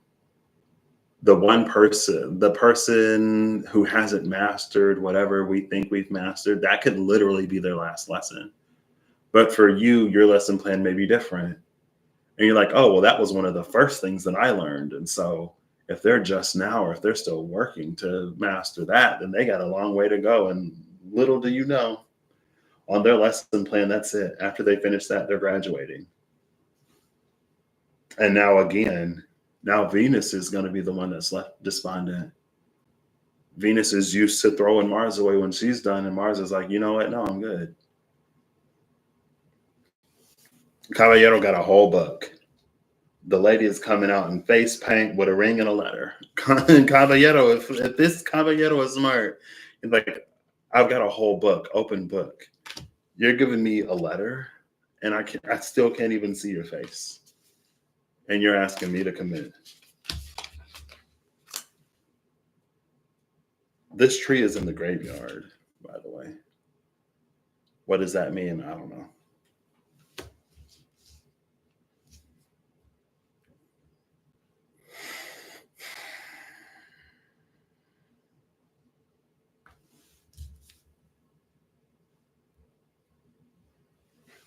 Now, this isn't it's the crone. It came out under the crone, and the Senora was face down. Everything else, and maybe that's another thing. Every other card came out face up. Even the challenges of the Ace of Fire Dragon came out face up. But the crone and all of her ascended mystery was like, oh, I'll come out face down. I'm good. She come out, she's like, oh, I got the scales of justice and I got this magic light and I've attained my enlightenment. It's like, okay, but you're still like a skeleton, but you're still dead, but you've not gone through your rebirth though. And then here's masculine energy, your partner in this deck, all reborn, open book, because he ditched the whatever. And maybe that's another reason why his journey is so drastically different than hers, because he's not following the same playbook. Again, this is a playbook that would not help this Knight of Pentacles grow their plants.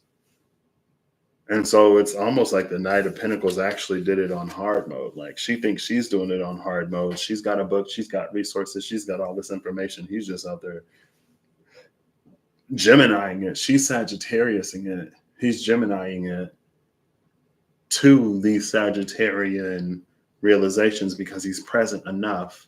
He goes beneath the circumstances with all that hermit, and the hermit that's still here under the Ace of Pentacles. And because with this Four of Cups, again, this is the one that has stopped coping. He sat in those feelings and didn't reach for the cigarette or the bottle. He dug deep. And because he did, now there's this Ace of Pentacles. Now he had the wherewithal to be present in his situation and not go to the stars or the cards or some book. And that's why he's not as whatever. Again, this is within the context and framework of that narrative. And then he reaches that reciprocity. When he does, he's blessed by this Empress energy over here under the Ace of Fire, under the dragon. The dragon recognizes his efforts, gives him a little extra something. And then she's like, okay, you can come back to me now. And he's already beyond her. And for her to try to project herself into where he is now, she can't even do it fully.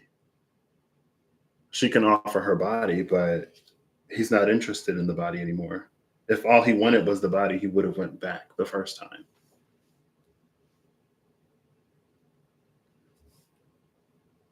And it's just like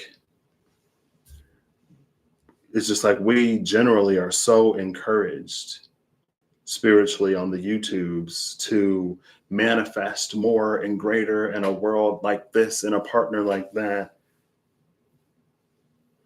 But if we don't do the work to meet our manifestation, we get left behind. And imagine the person that was so sure that they were going to ascend into the 5D, realizing that they're still in the 3D. Because at some point they stopped doing the work, and they were more about judging and evaluating the external than continuing along the path in the internal. And they got left behind. And at the end of the day, it's like, we all have sovereignty, power, and agency over our own choices and decisions. So even if your favorite, whoever was like, you don't have to do anything, it's like, it's the same with like the divine. And it's so wild to me sometimes that some can be so comfortable in their religion that they can be so mean, nasty, hateful against the very teachings that they believe in, that they champion, and still be within the good graces of their God or their Lord or their whoever. Like more and more lately, I think of in the Bible, like when Jesus came back, and it was a whole bunch of people that were like, oh my gosh, Jesus, like, welcome back. And Jesus was like, who are you? Jesus was like, I don't know you. And they're like, oh, but like, I'm a follower. Like, this is our church. Like, we're Christians. We're this, we're that. And it's like, what, in name only, but you don't follow the teachings. Because if you were really about your Father's business, you would know, you would feel. I don't know you. To be unrecognized by the divine is this Senora crone feminine energy. Not the crone, because the crone knows. The crone is the one who's gone through this. This is the feminine that waits at the gate because she thinks she has time, because the rest of the world is looking like this, and because that person isn't even doing their spiritual work. So she's the one that waits at the cave gate. But we saw the sage yesterday find his light in the dark, and we've seen who the hermit in that cavern. But the lady is dead and waiting outside and crone is like, maybe this crow is like the booho. Like, the crow sits on the tree just like the booho sit in the tree. And it's like, okay, you're manifesting this, you're manifesting that, but are you really about your business? Are you really doing the work? Did you die? That's the 10 of Swords in the Witch's Tarot, who also has, on the moon is the crone. But did you die? Did you actually learn what you were supposed to learn? Are you changed? Are you different? Have you been reborn? Or are you just gathering knowledge to use someday to make yourself feel superior or whatever? Comfortable in the work that you've yet to do still. And it's like, it is what it is.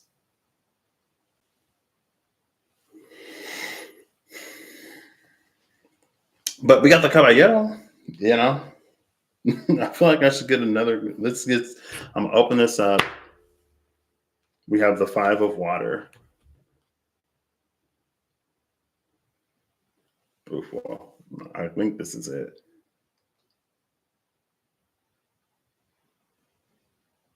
It feels like, she's down, maybe feel like she's drowning, praying. Here's solution. Here are the fishes. Here's the light. Here's the color that her eyes aren't even open to see. Facing her blessing in the presence of her salvation, and still she doesn't take it, doesn't see it, doesn't realize it, doesn't recognize it. Again, she is the negativity here. She is the source of that which she wishes to banish in her own life. And if she can't open her eyes to see it, then how is she ever supposed to move beyond it? She does herself a disservice.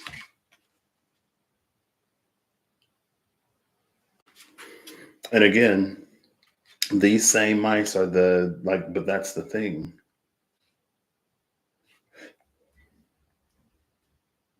If we become aware of that, it's not for us to now have to cope, and it's like these things aren't necessarily brought to our attention for us to feel bad or guilty or to shame and blame ourselves for what we're doing and then to spiral. Now there's a whole spiral of like, oh, well, I wasn't doing this, or I feel like I wasn't doing that, or this isn't happening, or that isn't happening. And I feel disconnected and abandoned and this and that. And it's like, yeah. And at the same time, we're missing the whole point, which is like, now it's time to start. It's time to open our eyes. It's time to face whatever we need to face to move beyond and to move through.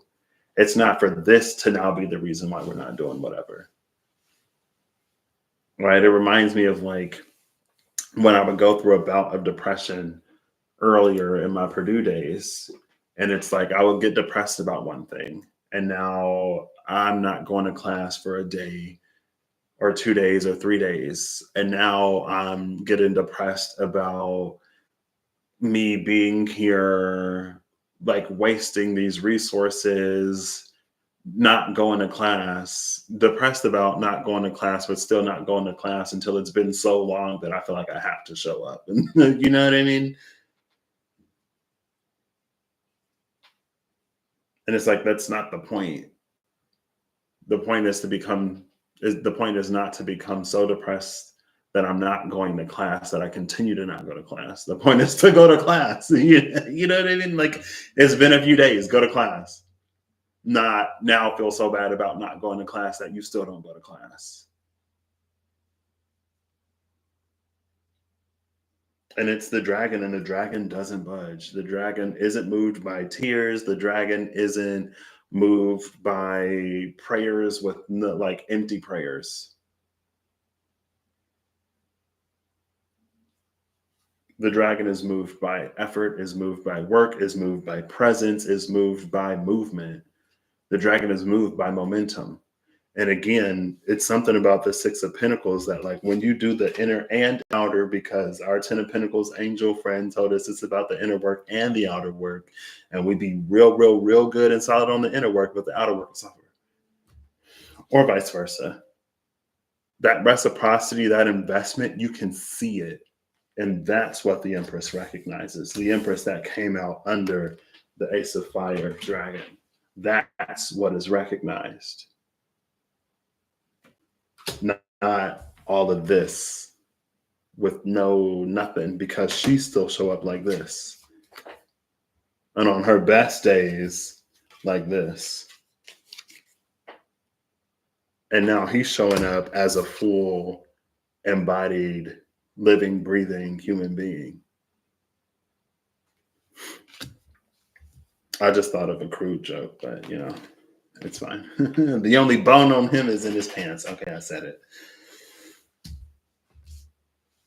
And here she is still.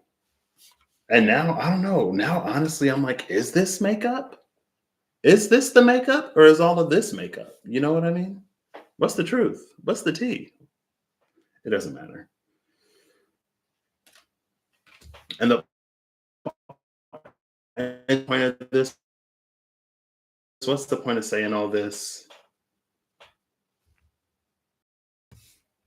It's just like, I don't like.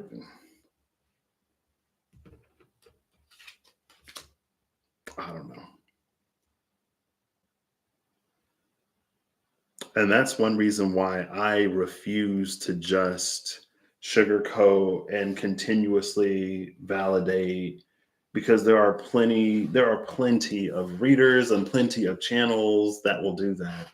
But we like over validate into complacency. And it's like, then nothing happens. And again, it's the same thing. It's like, this person, they're not doing the work, and the world is like this, and you're ascending, and the collective is still in this, and the collective is still in that. You are so comfortable. You are ahead of the curve. You are ahead of the game. You don't even have to do your work because the others are so far behind.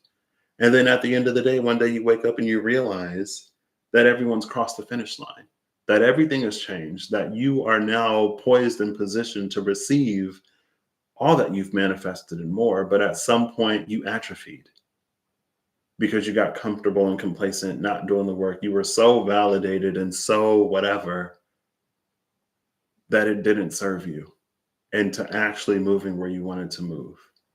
Is validation nice? Is it important? Yes.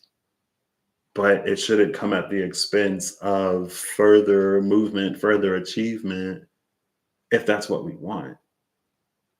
Like, if you don't want all the stuff that's going to pass you by because you didn't do the work, then that's fine. But if you do, and if you've done the work and that don't resonate for you, obviously I'm not talking to you. Because again, we have the Caballero right here who's open book, very much so alive. Maybe this is the book that he wrote because the one that he was given didn't work for him. And so he wrote down what he experienced. He wrote down to leave to his progeny. This is how stuff works over here. This is how it applies. This is what I found. And then the most she got is a letter that looks like it may be court papers that serve to her as a cease and desist order of protection, because he's like, I don't want you anymore. But she, and all of her external validation seeking, she and all of her, I know where I am because of where everyone else is. It's like if she never built that, then she still craves it. She still needs it. She'll dress up like, oh yeah, well, I'm alive too. Now she's pretending. And he's like, I know. But she still needs it. She craves it. That's all she was taught to do. Which is interesting because I feel like, societally, at least we'll talk about like the Bechdel test and stuff, how women have, because of circumstances and at least some places, had to form dependencies upon men to do stuff because they couldn't, literally. And now it's like spiritually almost the same thing with the divine feminine, and how it's almost like the narrative of the divine feminine doesn't even pass the Bechdel test, because everything she does and all that she is in relation to a divine masculine who for the longest time wasn't doing their work and is doing this and doing that and blah blah blah, whatever. The divine masculine is the problem, basically. And again, sometimes we get swept up into whatever that we don't even notice that it's literally the same thing, literally the same narrative.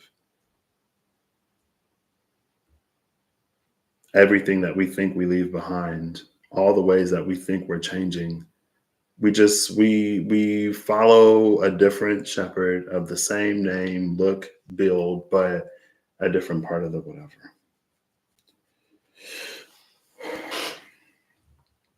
But I guess that's the part of the karmic time that we live in too.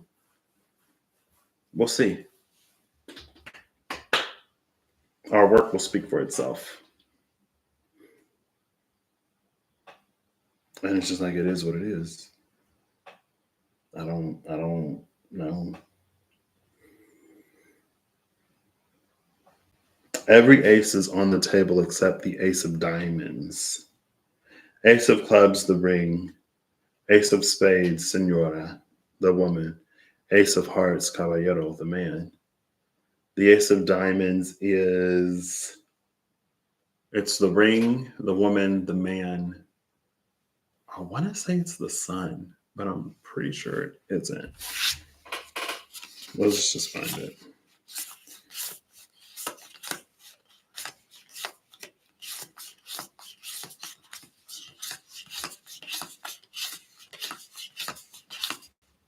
It is the sun. We got another animal. El Zorro, the fox, El Sol, and El Jinete, the rider. The fox and the rider. 9 of clubs, 9 of hearts. Ooh, 9 of or 9 of fire, 9 of water. Interesting. Around the sun.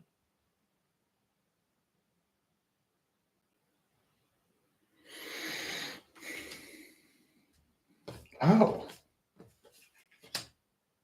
And then El Barco, the ship. I actually know that word. I learned it on Duolingo. El Barco, the ship, the 10 of spades.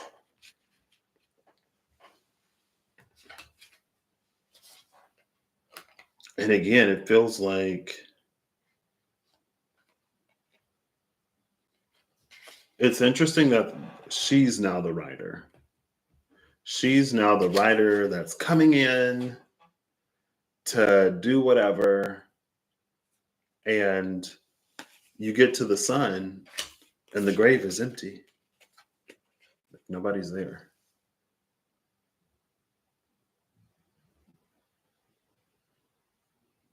And, we see our caballero again that's already over here. He done got out the grave, got dressed, gussied himself up. Imagine his shock and his surprise when he's like, okay, I finally got it together. And then he looks at her like, oh.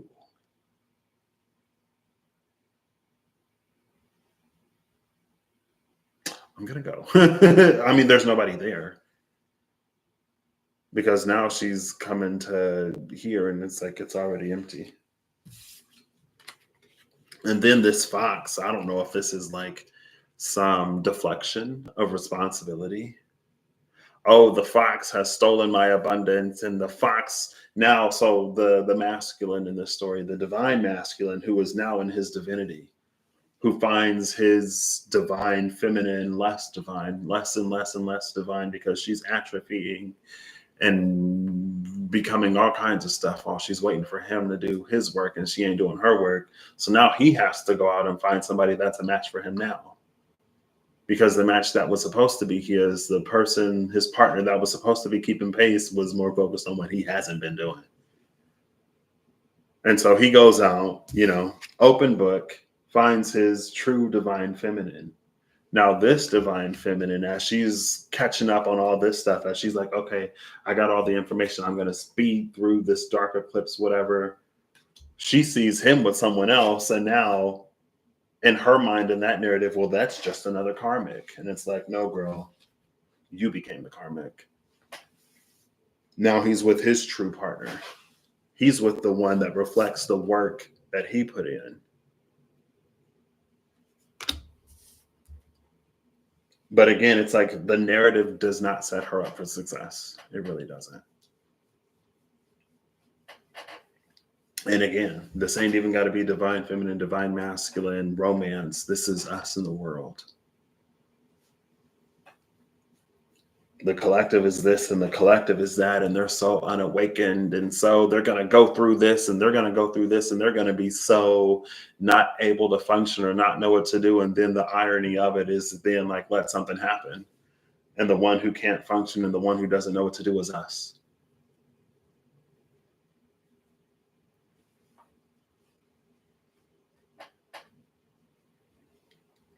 And at that point, again, it's just like, it is what it is.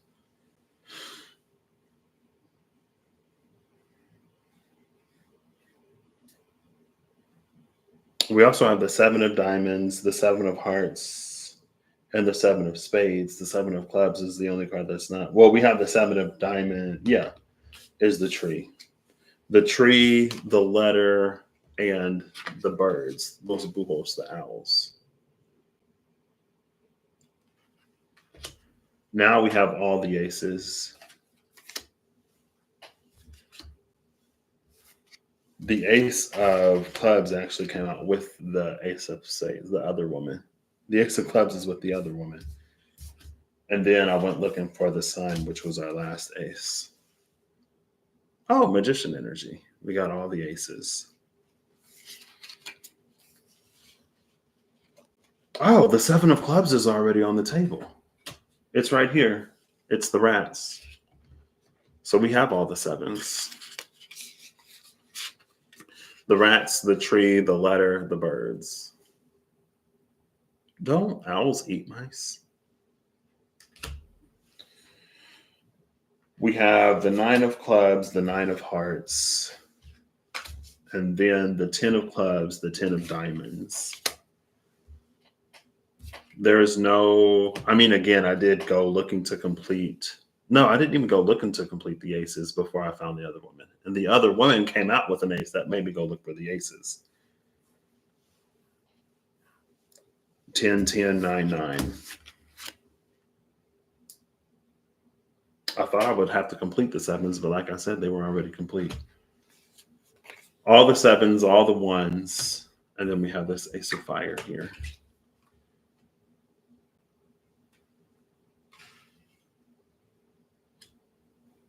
Hold up. Oh yeah, ace of clubs is the name. All the 7s, all the aces, 2 of the 10s, 2 of the 9s.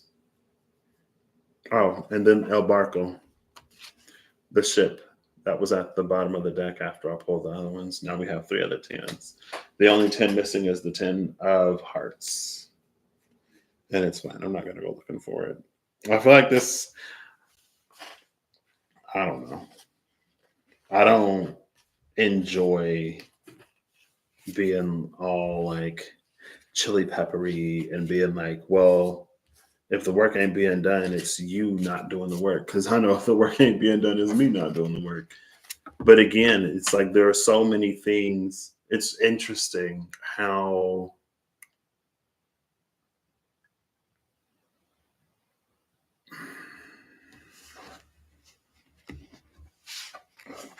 it's just like it's interesting how we can be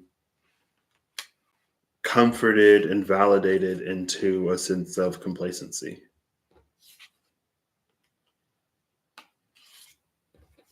And again, manifest so much that we're not necessarily empowered to claim by action. But again, at the end of the day, like whose job is it to empower us to do the work that we need to do? Right?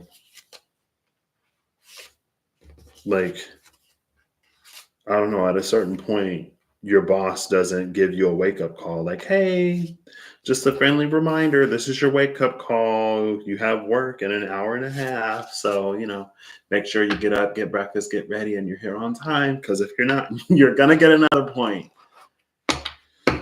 And termination is the next step. And again, it's one of those, even with all of like the religious, like with all of the religious things that have been motivated over history, all of the atrocities, it's like, yeah, but even if some holy, high seated figure told you to do this, like, is the divine not strong enough within you, or are you not aware enough of the truth that, like, you're like, hey, maybe I shouldn't do that? It's like, it reminds me of Dante's Inferno. It's like Dante goes to hell and Dante's like, why am I here? I was told that I would go. And it's like, girl, but like, in what world does that even make sense? In what world is your God of love and of patience and understanding and treating your neighbor as thyself? In what world would that same God command you to do this? To harm innocence? Really? Well, that's what the Hierophant told me. And it's like, it's just like, I don't know. It's wild to me. Some things. And it's like, but I don't know. Humans, am I right? People. Oh, Now we got the Page of Cups, and the Seven of Wands. And the cut. I will not apologize. It is what it is. Take it if it resonates as it resonates. And if it don't resonate, don't take it. But again, to those who have done the inner and outer work, apparently it's going to be an amazing year. Congratulations seem to be in order.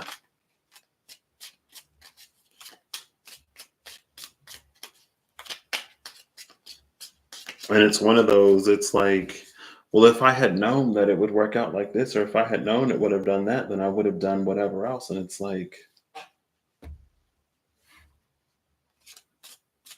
yeah. And if that person had known that they would have been caught, they wouldn't have done it.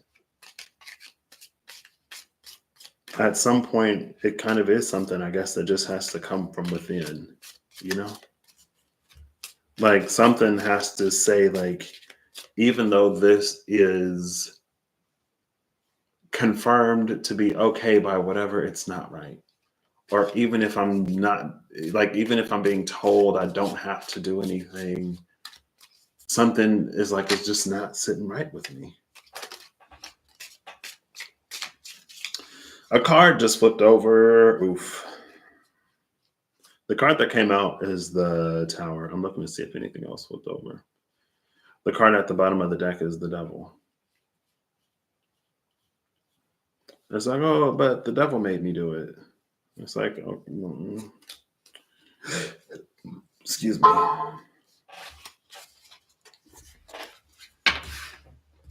The Three of Cups also flipped over.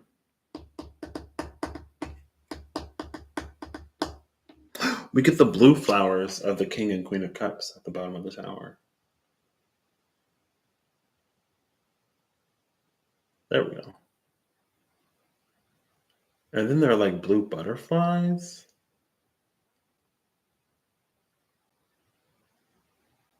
She's giving, oh, I know what it is. I always, it's not, no. I know the name of this painting. Sometimes my brain pulls it. Is it MC Escher? Is this MC Escher? Escher.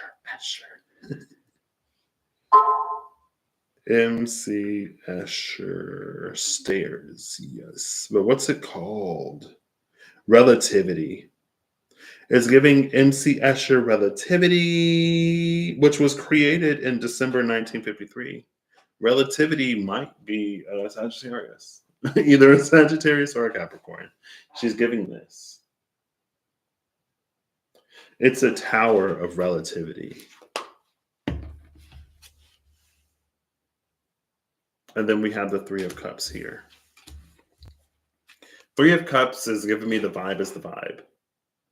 So it's either like a spiritual bypassing type of relativity, or it's a spiritual accountability type of relativity. It's like basically like the Three of Cups is our ability to mentally and emotionally, especially if we're trained right, manipulate ourselves into seeing the tower as whatever. Sometimes we can make a tower to be worse than it is, or we can make a tower to be about something completely not about what the tower is about. Right? Low key, given like jet fuel can't melt steel beams energy. But not necessarily the whole, like, not, it's just like, it's the energy of like, well, the tower is crumbling because of this. But it's like, well, if you think about it, that has nothing to do with this.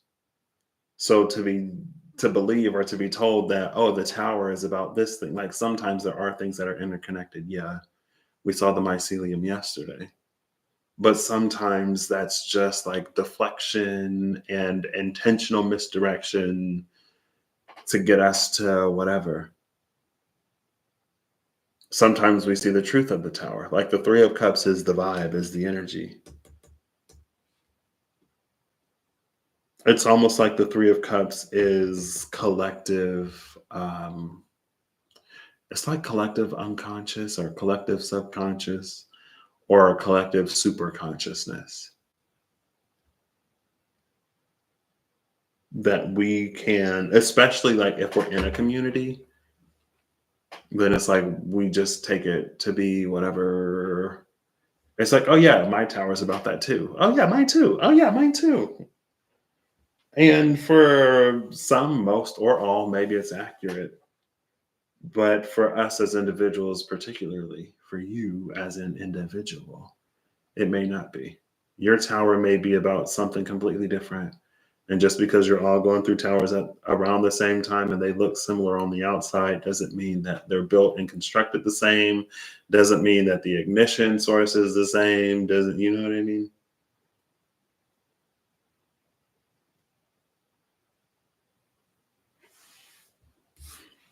And so it's almost like it's a tower that never falls. It's a tower that can't fall because of relativity.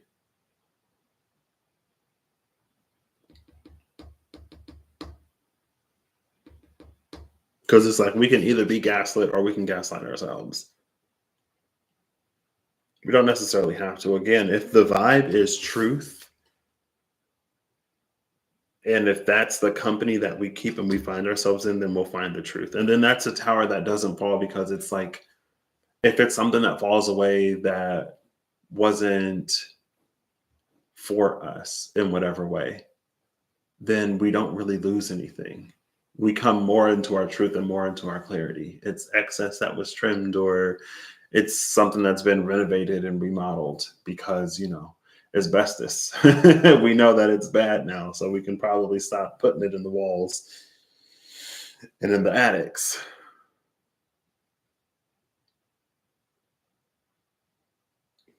But it's the relativity of relativity.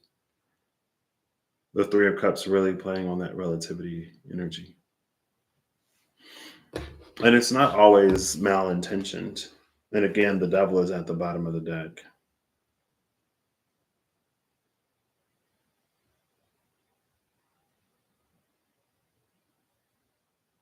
What is this devil doing? Oh, there's a mariachi band. Oh, look, there's the Seven of Pentacles, the accountant, the scorekeeper. The one like every time you die, it moves again, ego, spiritual, metaphysical deaths. Every time we actually go through that death, rebirth, transformation, it moves a skull from this side over to that side. That's why the buhos, the owls, the birds are there, the raven and the um, crone. I was thinking the sage. The raven, I guess the owl was on the sage and the raven is on the crone. Like, did you actually go through that process? And again, it's Pentacles card. You can water, manipulate, air, deceive, or fire, fabricate. But with earth, it's difficult because even if it has the guise of something, before long, it'll start to rot. Or before long, it's like, oh, like it's due, it's now the season for this to happen or for that to happen. It's like, oh, yeah, hasn't happened yet. And it's like, it's been like you should be on the table delivering. It's been 11 months. Like, have you seen your like GP or an OBGYN? Like, you've been carrying this baby for a long time. It's like, oh yeah, no, it's the one that keeps the score. And then we have the devil with the controlling the mariachi band. We see the flowers that are like starting to wither, especially at the bottom. We see the open books. See, and it's that book that I was like, there's a reason why that Nine of Swords had a closed book.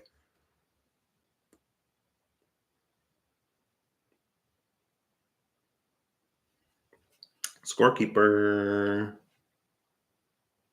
But again, it's almost like that Job type energy where the devil was like, I bet I can get Job to curse you, God. And God was like, Job, never. Job would never.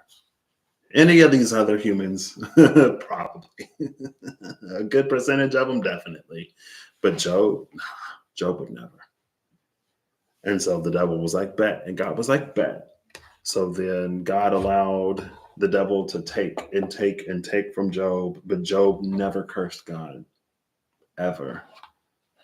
And when the devil took all that he could take and more, God was like, I told you. And then he gave to Job interest on what he lost, more than what he lost. And he was like, see, I knew you was a real one. And God is like, see, I told you Job was a real one. And the devil's like, okay, you're right. He is.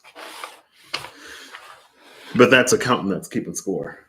You know, sometimes the devil energy comes into our life, and the first thing we do is curse God. Devil energy is like, wow, like I'm not even there yet.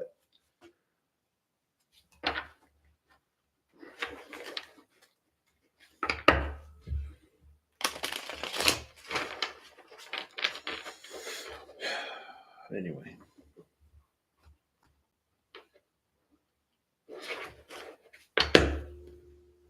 Not to say that anybody is perfect, obviously.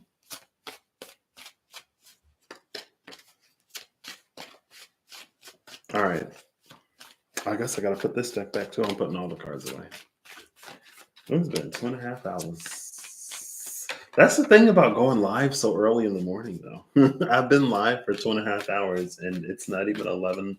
Okay, well, it's past 11. It's not even 1 o'clock yet. I still got day left in my day. Let's go. Still got a lot of day left. Who is this? The Ten of Wands. Look, I love this Ten of Wands card today. This Ten of Wands is the Knight of Pentacles that's driving himself crazy, not reading the book because he knows that the book isn't going to help. That is learning. This is the Ten of Wands that is investing. And as he's investing, the natural world is taking notice. Look at all these bucks that are like, oh, snap. Look at the flowers that are now blossoming under his feet. When he gets where he's going, he probably won't even recognize himself. I mean, he started as a skeleton and he ends as the living, breathing man. So he probably definitely won't recognize himself. It's giving me the energy of the flaming fist, the responsibility that he gladly carries because it's a responsibility worth bearing. I think that's the thing with the Ten of Wands sometimes. It's a question of whether or not something is our responsibility.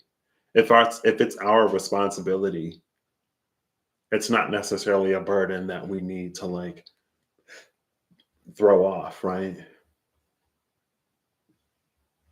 If it isn't our responsibility, then yeah, we can lighten our load if necessary and if need be. But if it's our responsibility and we drop the ball, who else is gonna pick it up, right? That's why Miss Senora is still a skeleton, pretending like she live and breathe in flesh.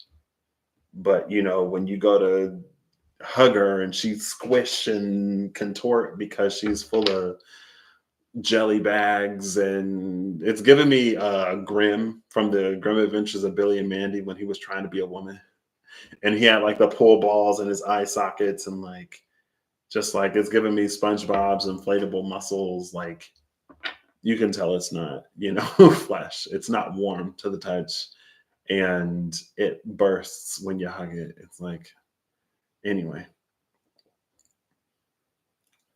The natural world is taking note of the work being done. Again, along that vein of the Empress that saw the fruits of the labors of the Six of Pentacles, because Earth is an element of reciprocity. If you listen and tend to it, it will return.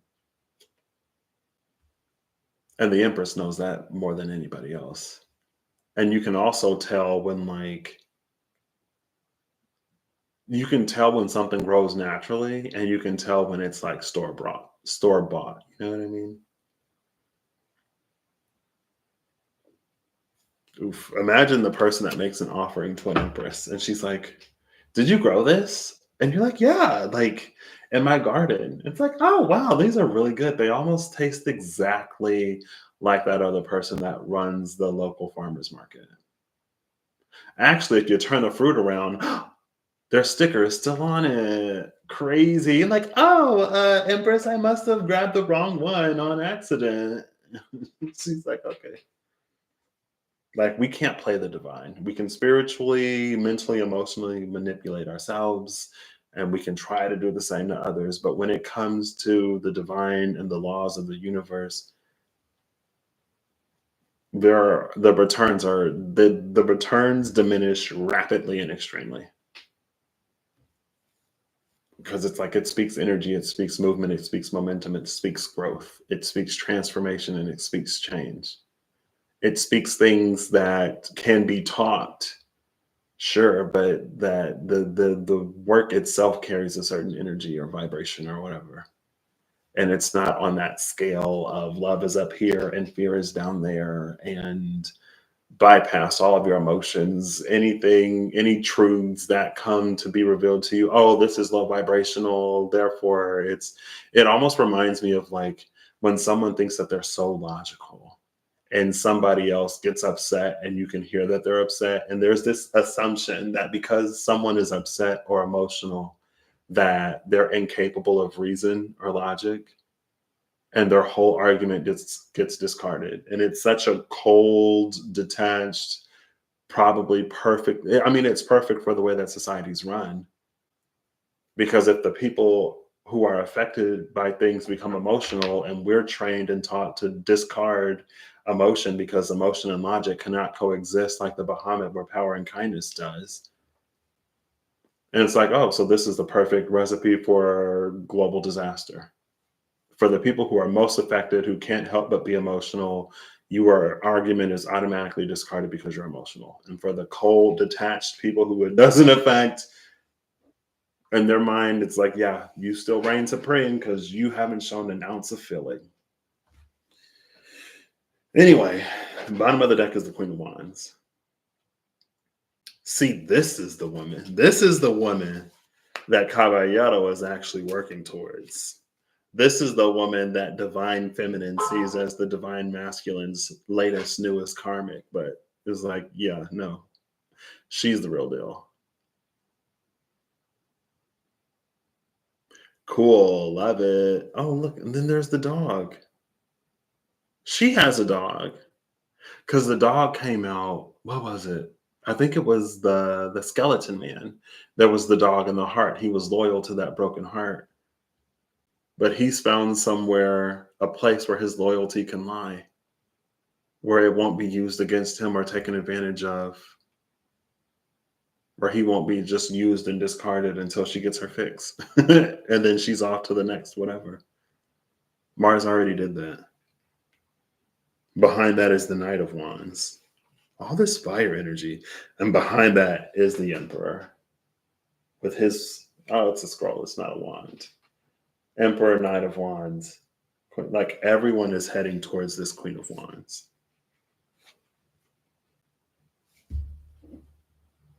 Cool. It's almost like divine masculine is coming into its masculinity, and real, true, legit divine feminine is coming into her divinity, and the divine masculine is going for the divine feminine. And if we was convinced by all of our divine masculines, toxic, who and this, and if we were convinced that the world and all of its unawakened, this, that, to not continue to do our work, to maintain our divinity or whatever, we get passed right by.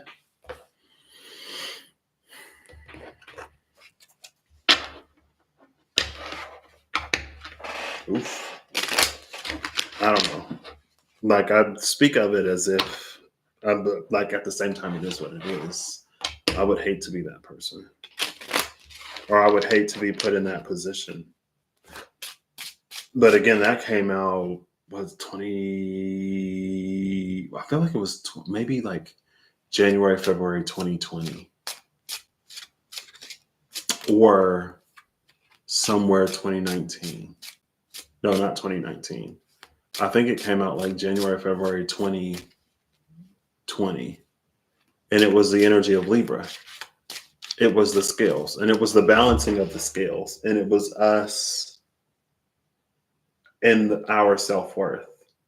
And it's like the skill, like the reward is going to come. Either it's going to be like, either our self worth is going to be too low for us to accept it, or we're going to be distracted by something.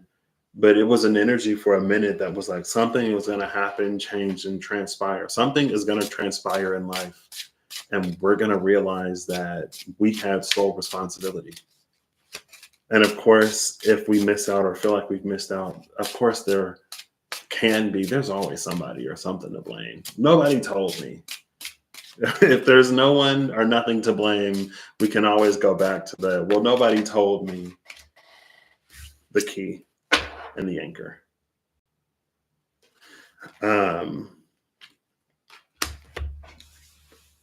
But it's like we will know.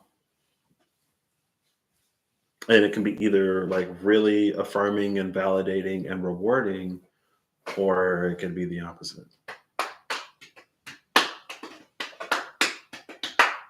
The key and the anchor, the key to the anchor is to know when and where to put it. You don't drop the anchor if you are positioned or wanting to move. You don't drop the anchor on land because you don't necessarily need one unless it's for decoration. And it's interesting because the anchor in the Santa Muerte tarot is at the bottom of the ocean, meaning like it's where it's supposed to be. This anchor is dropped, but we don't see the ship. It's like it's a ship that's lost its anchor.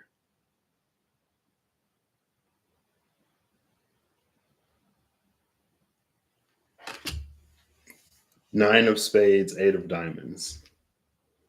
It's a ship that's lost its anchor. And so when it's time to anchor, it won't be able to.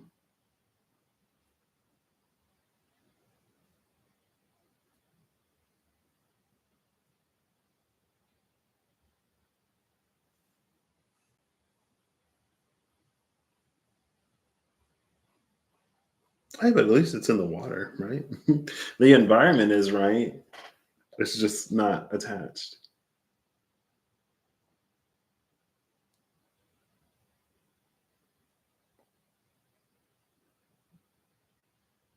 I think there's also a very subtle play on like freedom here.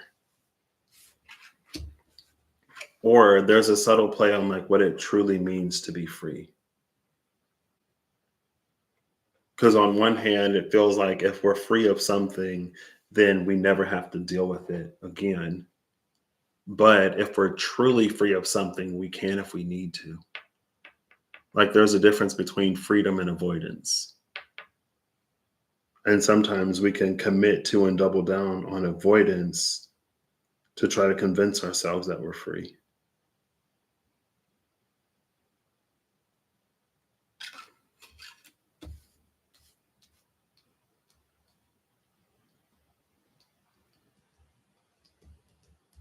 This key is also making me think of vulnerability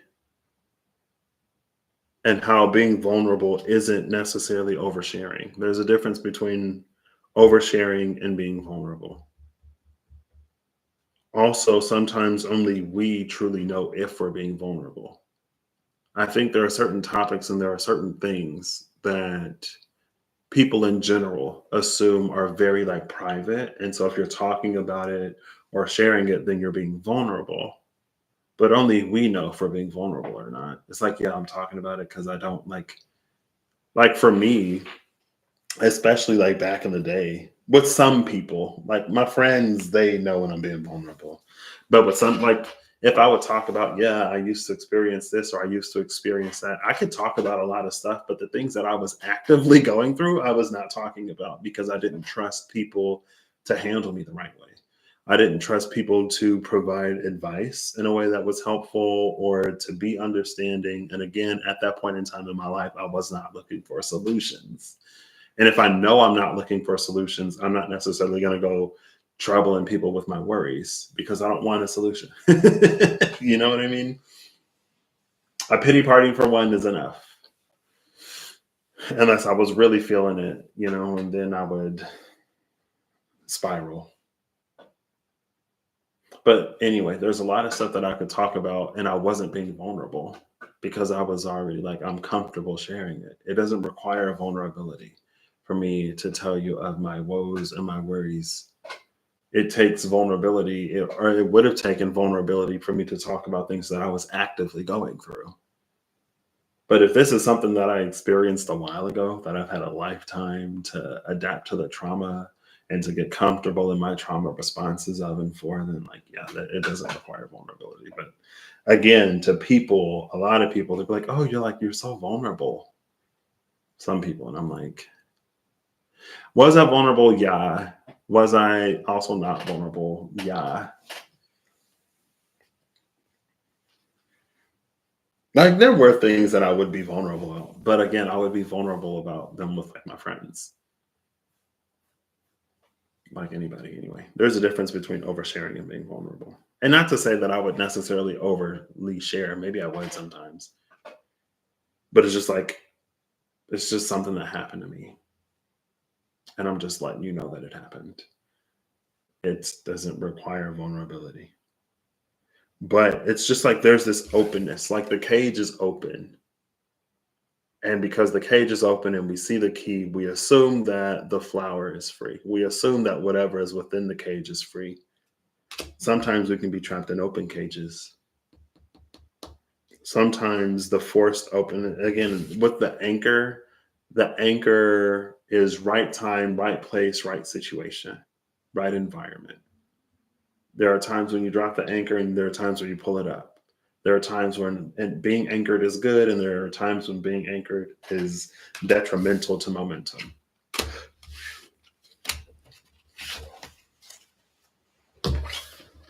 And again, it's like for us, what does it mean to truly be free?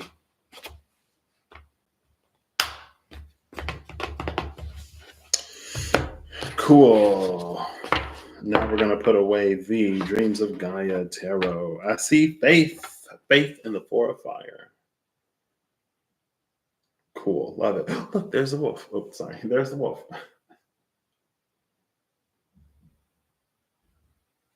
Interesting.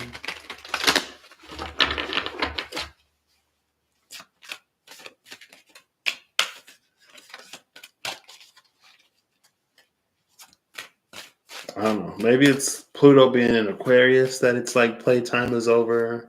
Maybe it's just it's time. Well, that energy has been coming forward. And it like when Eve was like, what about the eclipses? It was like it's time for things to begin reflecting above the surface, for the subterranean to become superterranean. It's time. And maybe we thought it was a dud. Maybe we thought the seeds were dead. That's the Knight of Pentacles, the knight with the most patience, the knight that understands investment,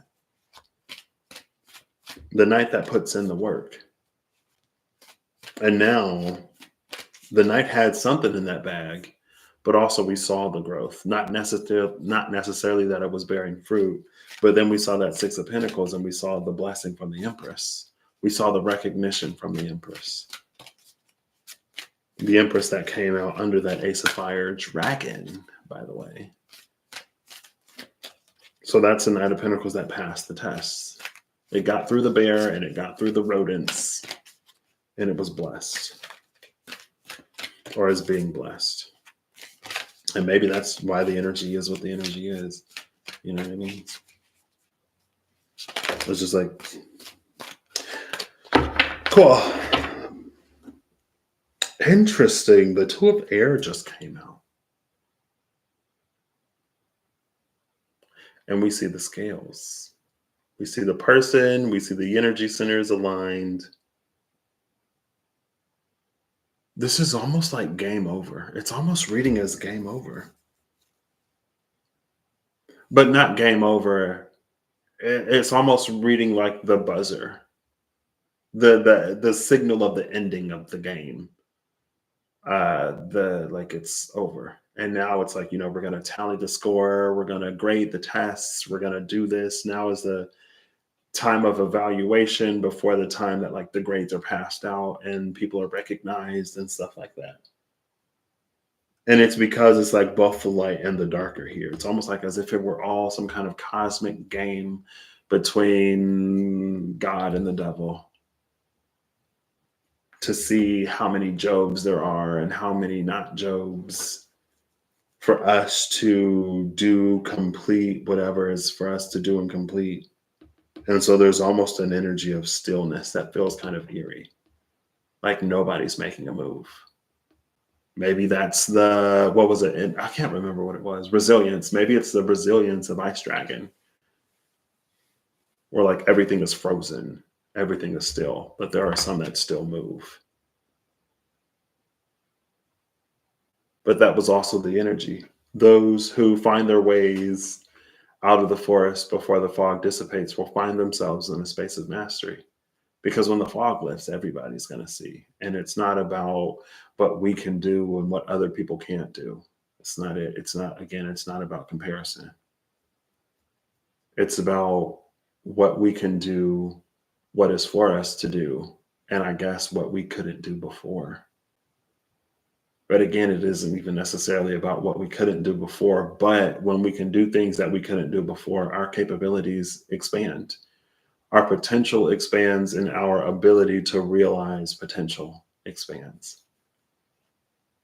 And it is about growing. It's not about comparing ourselves to who we were in the past, but it is about growing, healing, evolving, changing in the ways that we want to and that we need to.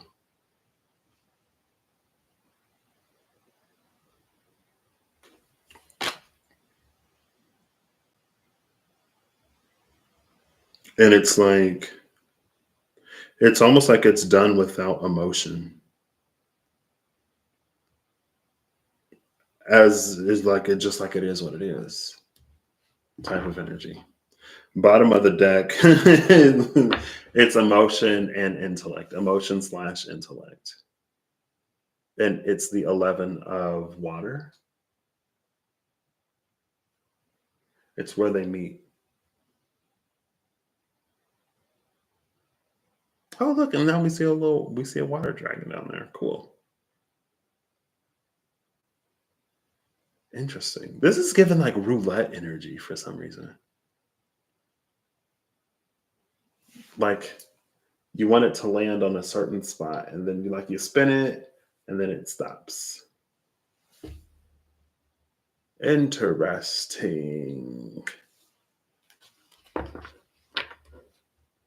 And did I not just talk about that? How it seems like where emotion exists, logic and reason can't. And so if is to, rather true or not, if someone is to appear to become upset, there's almost an assumption that now everything they say is irrational. Like, oh, you're upset, you just lost the argument. But then I was like, it was the acolyte of Bahamut, just like how power and kindness can exist and unite under the same banner, so can emotion and intellect. That's the Queen of Swords upright. That's the Queen of Cups who can't be so easily emotionally manipulated. That's the Empress that's like, oh, if this is your offering, why is there a sticker on the back? It's like, well, I bought it. It was my money. Imagine. Well, it was my money and I bought it and I'm giving it to you. So it is my offering. Again, like maybe I should Google. I guess I don't care enough. I'm just curious. Like, can you tell if an offering that's placed for a deity or an ancestor isn't accepted? If they're just like, you know what, I'm good, thanks. Or if we just assume that they are accepted because we made the offering. Hmm.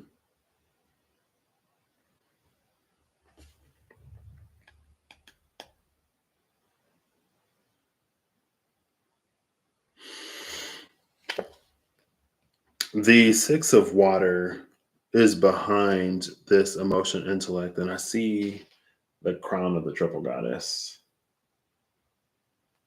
Who is it? The Queen of Water. Water, water everywhere, and plenty of drops to drink. Cool.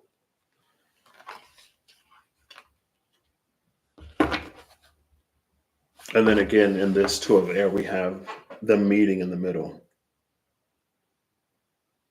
There's just so much stillness and silence here. It almost feels like it could be eerie. Maybe the air is also thick with anticipation. And that can add to the silence, or it can add to the eeriness of the silence because we're awaiting something. It's like, so tell me, like, how did I do?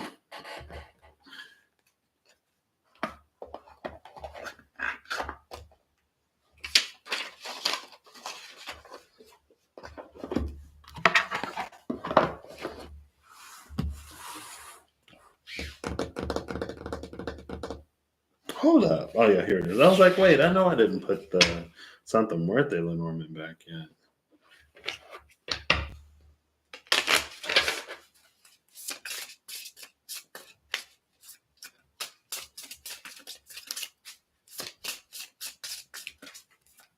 We're going to keep going until something, you got to come out this time. Either come out or flip over. Cool. La Torre and La Caballero. No, La Caballero. Can you imagine the scandal? Escándalo. Like El Señora. La Torre and Caballero.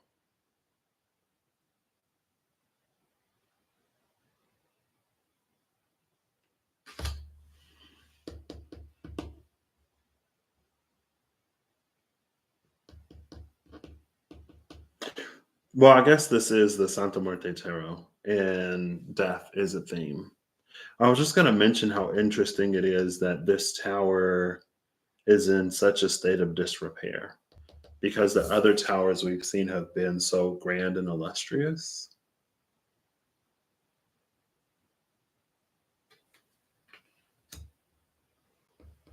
But now this is also giving me subterranean energy. This is giving me like there's this whole grand castle complex that the sands of time have covered. So if you go into the tower, it's a tower that has almost like seemingly infinite depth. It's bigger underground, almost like a TARDIS, but it's bigger underground. This is like one spire that isn't even the most grand or impressive of that castle. The rest is, again, it's underground, it's under those sands, buried, forgotten by time. And maybe this Caballero is the one who, it's almost like this forgotten king, the one who lived in this castle that time forgot.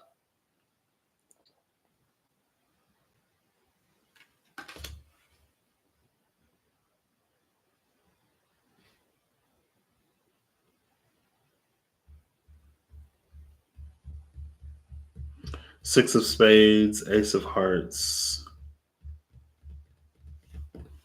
Bottom of the deck is the rats. The rats. What's under the rats? The cross. La Cruz. The 6 and the 7 of clubs. And then Los Peces. The fish behind that. The rats and the cross. See, and then again, this cross, it's like an unmarked grave on the side of the road.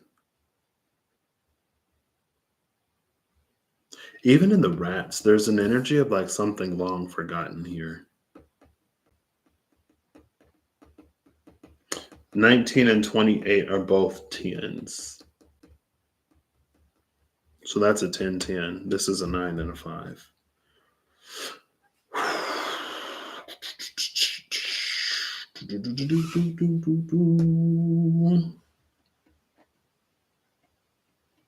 And it's almost like with the rats, every year it becomes more and more obscure and more forgotten. Eventually, it's like when that unmarked grave is there, and when it's first placed there, like everyone knows what happened there. But over the years, eventually it's going to reach a point in time where nobody does.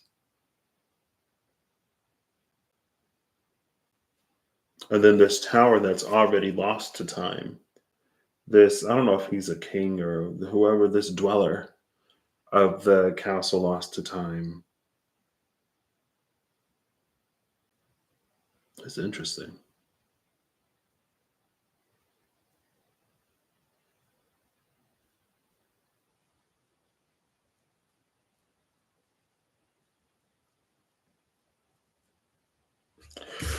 I don't know. Excuse me. Succulents. That's the word for cactuses. I was like, I know there's a word for like cacti, but I can't think of it. Succulents. Some succulents down there. I don't know.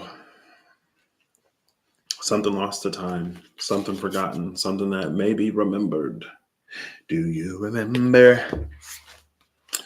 Oh, right here, the tower.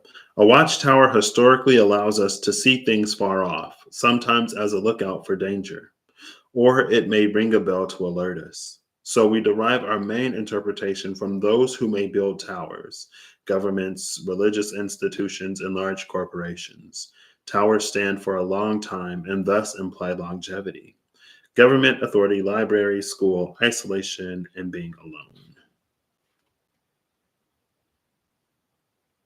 Now, this gives it an interesting,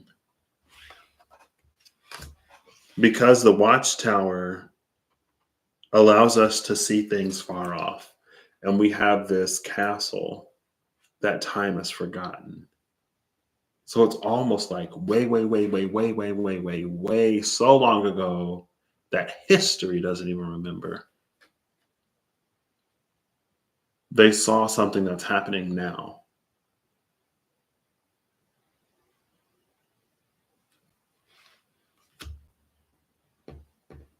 Or something that's about to happen.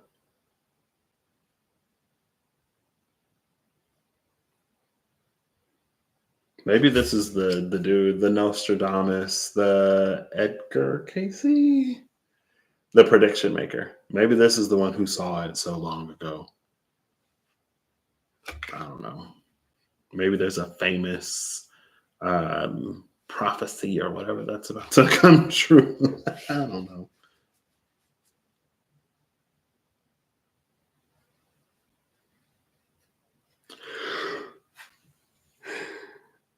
Excuse me. Then the rats and the cross. Interesting. I don't know. Who knows? I really don't want to put these back in the box because it's so hard to get these cards out. Maybe there's like a little something I can put in here.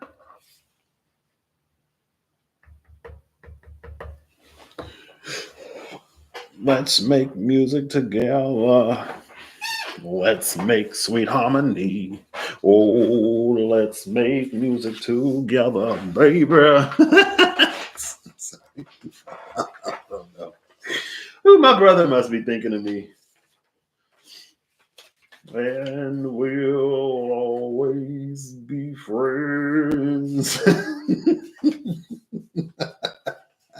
Oh, I have no clue. All dogs go to heaven. That was an alligator, right? Or a crocodile. For some reason, it's making me think of the alligator monster. All dogs go to heaven. It makes me think of the alligator that eats the bad people. And the bad people are those people whose heart is heavier than a feather. If your heart is heavier than a feather, then the alligator comes and eats you. But Charlie howled or whatever, and then the alligator loves to sing, and they bonded in that moment. And then Charlie got away, almost like the Orpheus to the Cerberus. Let's see.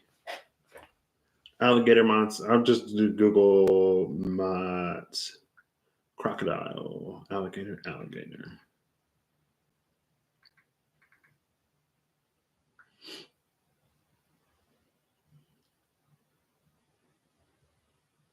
Sobek. Sobek was revered for his ferocity and quick movements. However, he was an unpredictable deity, as were his crocodile counterparts. He was sometimes associated with chaos. Amit is a crocodile. Amit is denoted as a female entity, commonly depicted with the head of a crocodile, the forelegs and upper body of a lion, and the hind legs and lower body of a hippopotamus. So it's a crocodile, seems to be, and not an alligator. But who was the one? Yeah, devourer. There we go. The combination of three deadly animals of the Nile, crocodile, lion, and hippo, suggests that no one can escape annihilation, even in the afterlife. She is part lioness, but her leonine features may present in the form of a mane, which is usually associated with male lions. In the papyrus of Ani, Amit is adorned with a tricolored nimbus, which were worn by pharaohs as a symbol of kingship. Okay, I'm trying to see. Judgment of the Dead. Okay, she appeared in scenes showing the judgment of the dead in tombs and funerary papyri. In this scene, Amit is shown with other Egyptian gods in Duat, waiting to learn if she can consume the heart of the deceased. So, yeah. Unlike other gods featured in ancient Egyptian religion, Amit was not worshipped. Instead, Amit was feared and believed to be a demon rather than a deity due to her role as the devourer of the dead. During the New Kingdom, deities and demons were differentiated by having a cult or center of worship. Demons in ancient Egyptian religion had supernatural powers and roles, but were ranked below the gods and did not have a place of worship. In the case of Amit, she was a guardian demon. A guardian demon was tied to a specific place, such as Duat. Their appearance was based on a hybrid of an animal or a human and was denoted so the dead could recognize them. Guardian demons that appeared as a hybrid of animals were an amalgamation of traits meant to be feared and to differentiate them from deities associated with humanity. Prior to the New Kingdom and the creation of chapter 125 in the Book of the Dead, Amit did not have a large presence in ancient Egyptian religion. However, Khonsu, the god of the moon, was depicted as a devourer of the dead and hearts in Old Kingdom pyramid texts and Middle Kingdom coffin texts. So the god of the moon did the devouring back in the day.